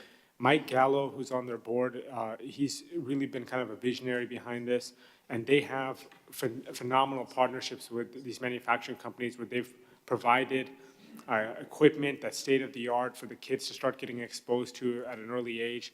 I think there might be some things that we could replicate and work with those same manufacturers. There's an organization called the Manufacturers Council of the Inland Empire that is very, very active. Again, I can connect you with their leadership, but just wanted to encourage those things. Thank you. Thank you. We're doing that with the March JPA too. They've also, we're working on that this week, actually. I have a meeting with them. Thank you, Dr. Farouk. Mrs. Alavi. Thank you. And thank you for your work on this. These are some of the most interesting CTE courses, pathways we've had in some time, and I'm excited about it. But I'm going to go back to the same thing I talked about a lot, which is how are we communicating this to our kids? Is every single kid in RUSD getting something that tells them what we've got, what options we have, and how are we doing that? Yeah, most of the time what's happened in the past is it's just been by either word of mouth or in the counseling office. And what we've done is worked with our King Graphics Art program to create a media campaign. Those will be out in September, making sure that kids know what is out at each of their campuses. We're offering to come out and do career fairs at each of the campuses so that students know what is available to them. We created a booklet that will be going online on a website that hopefully we'll be able to host on the RUSD site that shows what's available not only at their home high school, but what's available to them at other schools, and then the post-secondary options as well. We think that's critical too. That is, and thank you. Those are great ideas. And making sure that all those counselors have those booklets. Yes. Because counselors are supposed to know so much and advise, and that would mean they'd have to memorize all of this stuff. And I, as good as they are, I don't know that they can do that. And so I would sure like to see a commitment on our part that every single one of our families gets some kind of knowledge, and maybe earlier than when they're going to need it. Right. So, I'm thinking that maybe you let all 7th graders know. We'll be doing community outreach next year to our middle schools, so that's on the agenda Oh, good. already. Oh, you've already thought of it. Yeah. Okay, thank you. Mr. Hunt. Thank you, Mr. Lee. I'm going to make these comments realizing that Dr. Hansen talked to us earlier about the funding being flat from Sacramento, but, we talked about a moment ago just that sometimes Riverside doesn't live up to, and I think this new plan helps us take huge steps to being a city of arts and innovation. I wonder if we really live up to being a college and career-ready district. Ron, you're doing a heck of a job with a meager staff, not only meager in size, not dynamics, and I'm impressed by what you presented tonight. But it's just as Dr. Farouk asked you to go look at San Bernardino, I would go ask you to meet with CBU on the nursing program. We need to really put more funding into the career end of our district and really beef up this staff. And I think we only gave Ron a secretary last year. I mean, there has to be more, and if that means, I encourage Dr. Hansen, if that means bringing in a grants writer, or whatever we need to do, our companies want trained young people to come work for them. That's our job. Let's not let these tech schools that continually go out of business and take advantage of our young graduates and get them into student loans. We can do this here, but we've got to give Ron and that section of our district, we've got the college pretty well covered, and I understand it's our mandate and so on and so forth, but the career needs more investment. So I like what you've done with just a little, and for those that, somewhere in the Bible it says, for those that can take a little and do a lot, we got to give more, and I appreciate what you've done, Ron. Thank you. Thank you very much. Thank you, Mr. Hunt. Mrs. Locke-Dawson. Thank you. I just was going back to Mrs. Alavi's comment about getting the word out. Is this something you can work with Justin or are you working with our communications? We have in the past. We've sent out, we did a number of advertising ways to get the Career Expo up, and that's one of the things that we've got to work on, is making sure that we're not just connecting the teachers on the campuses, but making sure that it goes district-wide. Yeah. So we've had several conversations. Yeah, it sounds like a good marketing CTE opportunity. Is coming up with the strategy on getting on your outreach and your campaign for advertising your offerings. So anyway. That's one of our 11 elements is outreach. So that's one of the things we're trying to hit. It's fantastic, though. Thank you. I'm so glad to see this having risen to the level it has. So thank you. Thank you very much. Yeah, thank you, Ron. The Career Expo, the first run was great. You guys did a great job providing opportunities for students to connect with local businesses and local organizations. Just not enough took advantage of it. And so, and that's no fault of yours or your staff. You produced the event. We just got to get more kids. And trying to figure out the best way to communicate it is always a challenge. Because just like, you know, CTE probably doesn't have as many resources they like. Marketing team doesn't have as many resources they like. So, but it was a great first run, and the speaker, Linton, how do you say that? Jeff Linton. Yeah, Linton. Yeah, great. I mean, I wish every student at Arlington got to hear him because he really did connect with the students that were there. So, great job Thank you. tonight and on all the work you and your staff are doing. And it's nice to see your staff is sticking around back there with you. Paying them So good overtime. for them. Thank you. Thank you. All right, we do have one more item, and Dr. Hansen did send me a note that we could postpone it, but the Steves have been sitting there and it's late, so I'm inclined to allow for another 20 minutes or so. I don't think it'll take them that long, if you all don't mind. So I'll make a motion to extend another 20 minutes. All right, everybody okay with that? The Steves. Ms. Hill, are you going to introduce them? My Yeah. fellow Gage Gator and Polly Bear? Yes. So the Steves are our USD students, Gage Gators, Poly Bears. But what I'd like to take a moment to commend them for is working on the innovation part of the City of Arts and Innovation. They have pushed me especially, but the city to do quite a bit that's unique. And they really are working to prepare our students for jobs that don't exist yet. Everything that they have done has really been driven by the interest of students and teachers. That's the ideas that they choose to develop. They are equity-minded, and if you go by numbers of students affected, they've 10 times the effect of Riverside Unified just through the Code Consortium. You're on, Steve. All right, good evening, Mr. Lee, Dr. Hansen, members of the board. My name is Steve Kong. I'm the Instructional Services Specialist for the Department of Innovation and Learner Engagement. I'm just here to give you guys an update on the computer science work that we've done for this past year. So last year, our district became the first district partnership to sign with Girls Who Code. Girls Who Code is a nationally recognized nonprofit working to close the gender gap in technology. So we sent girls to the summer immersion program. They got an amazing experience, and we were able to launch after-school clubs for the first time this year. So those are our school sites with the number of participating students.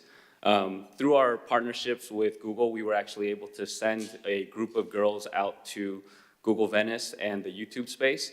And I think one of my favorite stories from that event is one of our students, she walked into Google, she looked around, and she kind of just took it all in, and she said, I'm gonna work here someday. And for her to feel that empowered, she actually went up to one of the panelists afterwards and said, I realize I'm gonna need a mentor, so do you mind if I get your email and contact you as I figure this out? So our students are advocating for themselves, which is absolutely amazing. In the winter, we hosted Family Code Night at 3 of our school sites. Based on parent feedback, we actually hosted 3 more school sites in the spring. We had over 250 families participate in this event. Thank you, Mr. Lee, for attending. Dr. Farouk, you were also in attendance.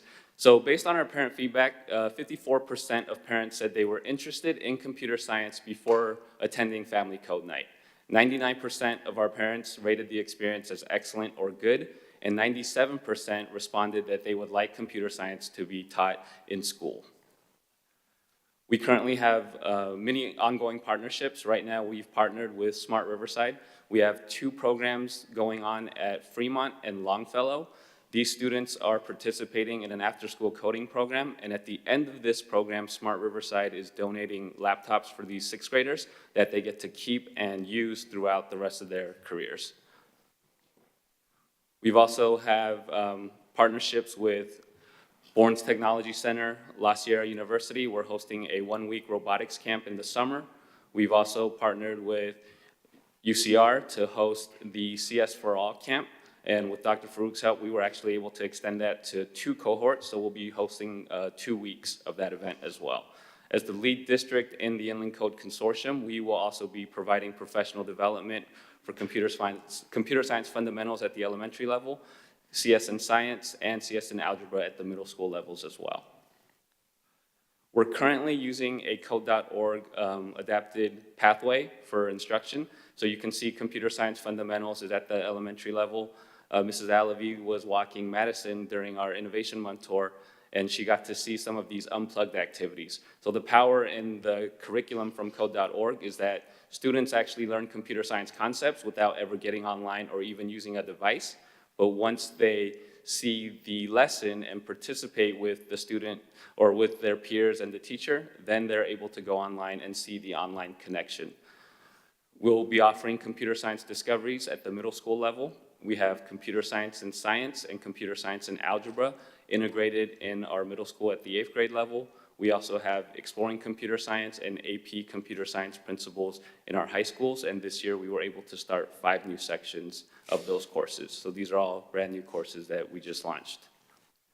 So this is an example of a lesson in code.org. You can see the student is solving this puzzle. They have to draw a triangle and a square. The language that they're using is called Blockly. Blockly was developed by Google to teach students computer science concepts without having to actually worry about syntax or the language. So what I mean is, in this example, you can see Blockly on one side, and then you can see the JavaScript text on the other side.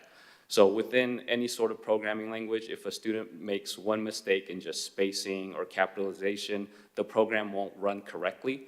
So by having students go through Blockly first, they understand the concepts, and then they transition into typed text. Currently, we've trained 83 teachers across our elementary schools, 30 teachers at the middle school level, and 6 high school teachers, with the potential to impact 42,000 students in our district. As the lead district in the Inland Code Consortium, which is also recognized by CS for All as a national member, we've actually trained over 325 teachers across 15 districts and the County Office of Education, so that has the potential to impact over 350,000 students. So oftentimes, technology might look like this in the classroom, but what we're hoping for is to have students extend their thinking with computer science and computational thinking. Computational thinking aligns perfectly with the portrait of a graduate in that these are things we want students to know, ways to act, think, and be as they tackle complex problems, they collaborate with others, and they use their creativity and build up their confidence. So in our district, we're focusing on a blend of computer science and computational thinking. So a lot of districts out right now are just kind of focusing on coding, but we're focusing on CS and CT. So in doing so, we're partnering with staff developers and instructional support specialists from instruction to integrate as much content as we can into the work that they're doing. So the K-12 CS framework says that most students transition through this use, modify, and create model when they first engage in computational environments. This aligns perfectly with our guide for instruction, where we ask that students go through the SAMR model as they shift from substitution down to redefinition. So building a program or building software is almost like building a house.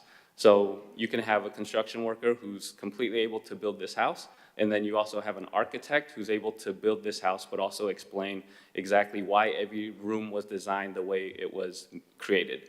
So our hope is by focusing on computational thinking, we start building architects for technology. So some of the challenges we faced this year is just the master schedule, embedding the content in curriculum, and building teacher efficacy. One of the big things is, for us, we didn't have a chance to learn some of these things because it wasn't offered when we were in school. So teachers have that same experience, so just building up their confidence to be able to try something new and teach it to their students. So I don't know if you've seen this image, it's pretty popular. It's really important to distinguish between equality and equity. So with equality, we give each student exactly the same thing and hope that that's enough for them to see the game. With equity, we're giving each student exactly what he or she needs to be able to see the game.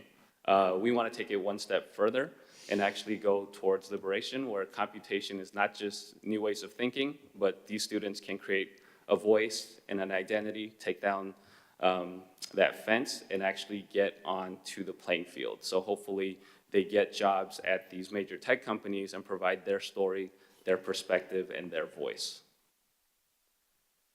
Computational fluency is always going to change, which is another reason why we're focusing on computational thinking. If somebody asked you to picture a phone, I think a lot of us would use that image right there with actual buttons. But if we went out to a student right now and said, draw a picture of a phone, I think every one of them would probably draw an iPhone. So just recognizing that and preparing students for this type of future. So thank you for allowing me to present today, and I'd be happy to answer any questions. Thank you, Mr. Kong. Mrs. Luck-Dawson. I have a question, but a comment too. Did you all know that the iPhone was only invented in 2007? It's only around for 10 years. It seems like I can't even imagine a time we did not have iPhones. But anyway, okay. When you said you struggled with master schedule, what did you mean, and is there a remedy for that? So we're talking to APs and principals at school sites. It just takes creative staffing and choice at the school site to prioritize what courses they want to offer. So in terms of offering it as an elective or integrated into the other curriculum? So currently it's an elective for G credit. And you are wanting it to be more than that, or? We're looking into it. Yes, we are. Okay. Yeah. So for, Florida actually uses it to satisfy foreign language requirements, but that's a state decision. That's interesting. Okay, thanks. Thank you, Mrs. Luck-Dawson. Dr. Farouk? Thank you, President Lee. So I know a lot of the things, whether they're presented tonight or things that we've been doing in the school district, we're on an incline and we're moving in the right direction. I'll tell you, the work that you guys are doing, Renee, your team, Steve Dunlap and Steve Kong, you guys are the best in the business. I mean, we can hold our own with anybody in the entire country, not just locally or regionally. This is phenomenal work, and I can't tell you how proud I am of all of you guys and the impact that you're making on and changing people's lives. So thank you. Thank you. Mrs. Alavi? I just wanted to mention the class that I sort of sat in on. It was going to be coding, and I was thinking of all these kids at the computer quietly just doing this boring stuff, right? Because, I mean, that's kind of what computers are to me, because I'm a product of my generation. But the kids were loud and engaged and really excited. And even the ones who were doing that non-computer work, just what did you call it again? It was graph paper programming. Yes, they were just graphing on paper, and they were excited. And the noise level in the classroom was large, and I thought to myself, this is as engaged as you see in other really fun VAPA classes and things like that. It has that same super high level of engagement, and I was really very excited by it, and I really thank you for all the work that you've done to put it together. No, thank you for coming to the school site. Oh, it was fun. Thank you, Mrs. Alavi. Mrs. Luck-Dawson? I just wanted to comment too. We talk as a district about wanting to have critical thinkers and problem solvers, and there's no better way to learn problem solving than programming. Taking a large, unformed, amorphous problem and breaking it down to its component parts and then coming up with solutions and then bringing it all back together into a synthesized solution. I think that's a skill that transcends all disciplines. So I would totally support whatever you need with the curriculum stuff. That's why I was asking about it, but thank you. Thank you. Yeah, thank you, Steve, Renee, everybody. It's fun to go on tours with you guys because it's like Mrs. Alavi said, the kids are really, really excited to be there. And it's just a different type of environment. I don't really know how to explain it, but Mrs. Hill, challenged me when we were walking in at Magnolia. She said, "Don't ask the kids what they're doing, ask them what they're learning." And it's like, these kids they don't even know that they're learning. They're just playing, they're having fun, and they're just learning without knowing it. But no, they know. They know. When you ask them what they're learning, they know exactly what they're doing. And thank you too for letting me crash some of those events with my kids. I know they weren't necessarily all designed for preschoolers and kindergartners, but now when my kids ask, "Hey Dad, can I play with the tablet?" It's like, as long as you go to code.org, you can play with it, and it's like a treat. It's a reward. So I think anytime we can reward our kids with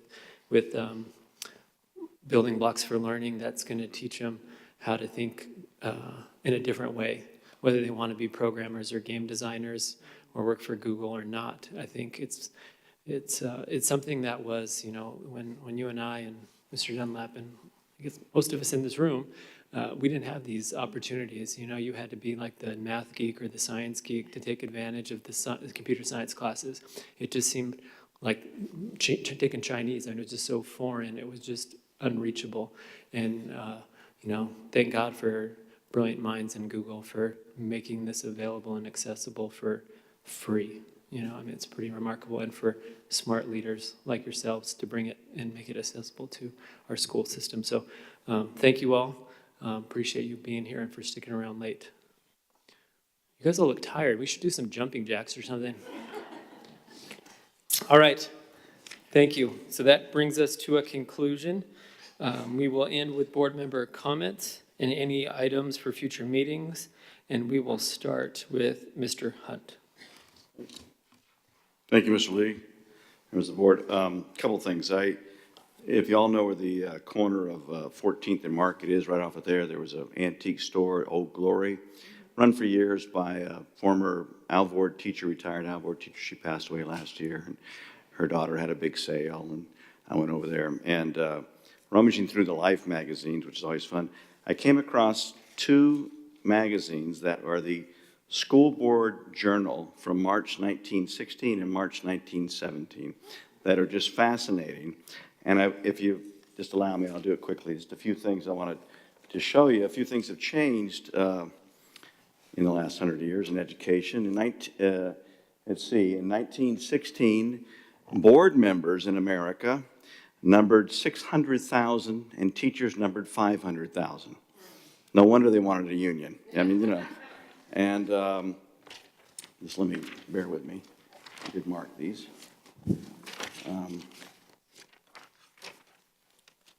Superintendents.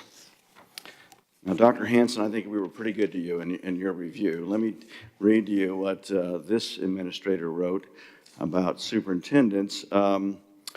And this is what they should be. He must be a fighter, ready every morning of his life to oppose the vicious evils, little and big, that will come at him through the day, ready to attack calmly and firmly the many administrative problems that are constantly pressing for solution. He must expect no rest. Well done work today must be a forerunner only for a better tomorrow. He who expects peace and rest while in the service has entered by mistake in the wrong profession. For his own good and for the best interest of the profession, he would seek other fields of service. So I make sure not to include that paragraph when we do your evaluation. I want you to know. So, the thing is full of, and it always impresses me when we go to CSBA, the trade shows and everything. It's full of all sorts of things we need to buy. Portable buildings. I was very interested in the two things. One was the self-clapping eraser machine. I thought that was pretty good. And then every desk should have a self-closing inkwell, which we need that. Which is really needed, right? Now, if you may, just bear with me. Hey, you're messing it I don't want to mess it up. Okay. But I have something here for Mr. Martin to hear. I wanted to be sure. Pardon Here's me. the cover. Yeah. Oh, shoot. New invention was school gymnasiums outdoors. I thought that was good. We're concerned. Today's politics talks about aliens. Here's an editorial. It is surprising, therefore, to find that especially in the larger eastern cities, there are many teachers who are aliens after many years of residence and receiving pay during a long period from the public funds.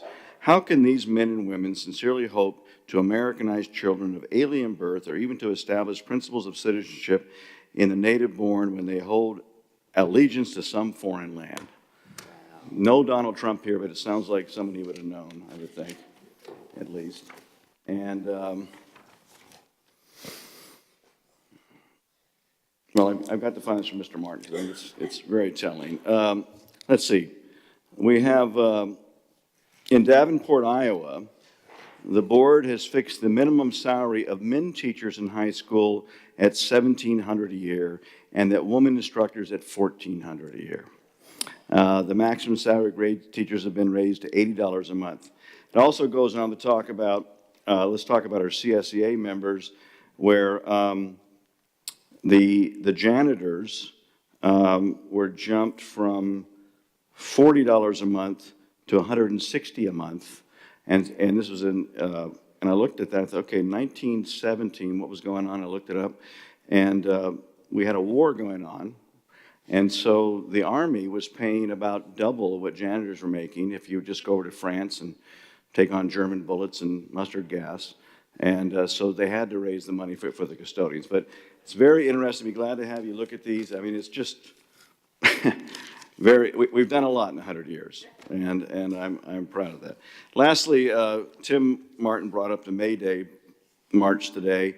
You know, I wouldn't usually take part in something like that, but I was looking for an LA Times and I to have lunch with, and I couldn't. I walked by where they were doing the march, and Perry from our LULAC committee was there, and he yelled at me. And so I went and chatted with him, and he introduced me to an Hispanic lady, a very dynamic lady, who spent 31 years in teaching and administration in Rhode Island and San Bernardino. And when she found out as a school board member, she quizzed me on whether we had dual immersion.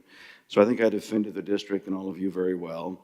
And then she shared something with me that I just found stunning, and that sort of underscored the importance of the resolution Dr. Farouk led us to the other day about safe schools and making sure that our Hispanic community in particular understood that we're not in the business, we don't participate in the business of judging people on their race, and we're here to educate young people. We're not going to be sharing our records with anybody.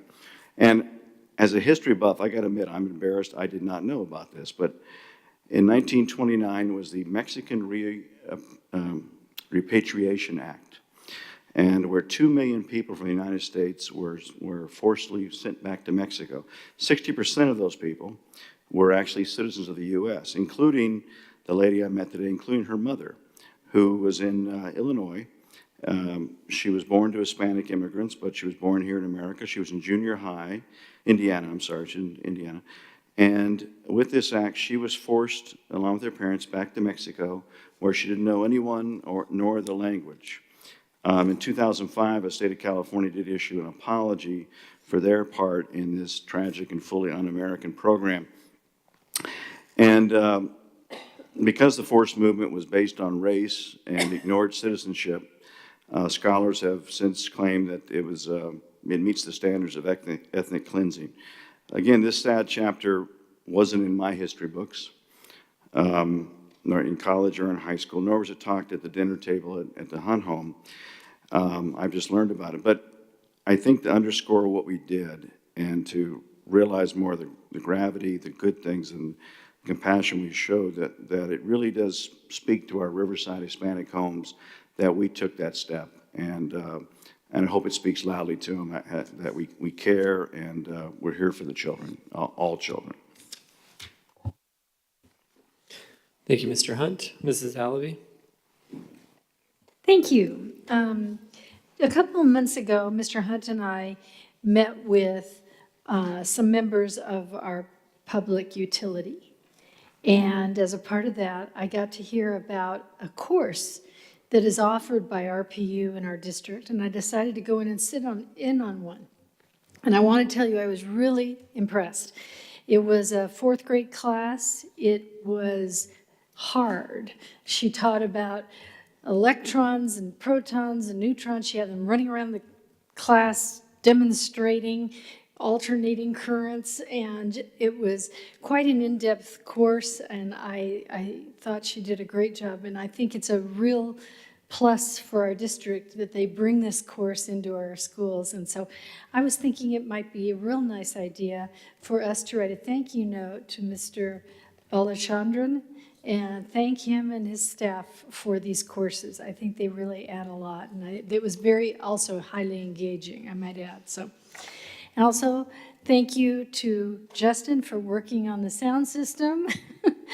I truly appreciate it. I was going to give up on it, but I think you've salvaged some of it. The one frustrating thing is not knowing if you vote or not. I mean, just seeing the numbers go up. Is there any way to know, like, It highlights over here. It highlights When you here? clicked on it, it highlights it. No, I mean, it does, you hit the number, but you don't know where in the vote you are. It just goes 1, 2, 3, 4, 5. I would have liked to have something that, I don't know if it's even possible, but thank you. You got it working, so I appreciate it, or whoever. Thank you, team back there who's been working on the sound system. Good job. Okay, thank you. Dr. Farouk. Mrs. Lock-Dawson. Thanks, Mr. Lee. The only other thing I would say is, Mr. Hunt, in 1917, there was a flu pandemic, and I'm sure keeping schools clean was very important back then. So I think that was important. Anyway, I just want to say, we're coming to the close of the year. Graduation's coming up. AP testing and IB testing. I know my daughter's got an AP test tomorrow. I just want to thank all the teachers who are helping shepherd our kids into the next chapters of their lives, and also wish all our students good luck on all those tests. So anyway, and everybody else, good night. Thanks for hanging in there. Thank you, Mrs. Lock-Dawson. Thank you, everybody, tonight. I know it was a little bit longer than we all wanted to be here, but we got through a lot of good stuff, and I think we heard a lot of good things. And thanks to Justin and your team for this system. I know it was our first run at it, and I know we're not the best test subjects. We just need a little bit more training. We're not like our students. We're a little bit slower at learning. But I think I have some good feedback with you, but I'll save it for later so we can go home. I'll just mention one thing. I don't think Mr. Reller's here. The Shamawa did their man mob this morning, which was the first time I've done it. It was awesome. There was, I don't know how many people were there. Mr. Reller, how many were there? 3 dozen guys, I think. And some students were more excited about coming through our mob line than others, but I think they all left energized, and we made most of them smile. So congrats to Shamawa and all those who were there this morning, bright and early, to greet those students. So with that, we'll adjourn this meeting, and we will see you all at our next regular scheduled meeting on May 15th. Thank you. Meeting adjourned.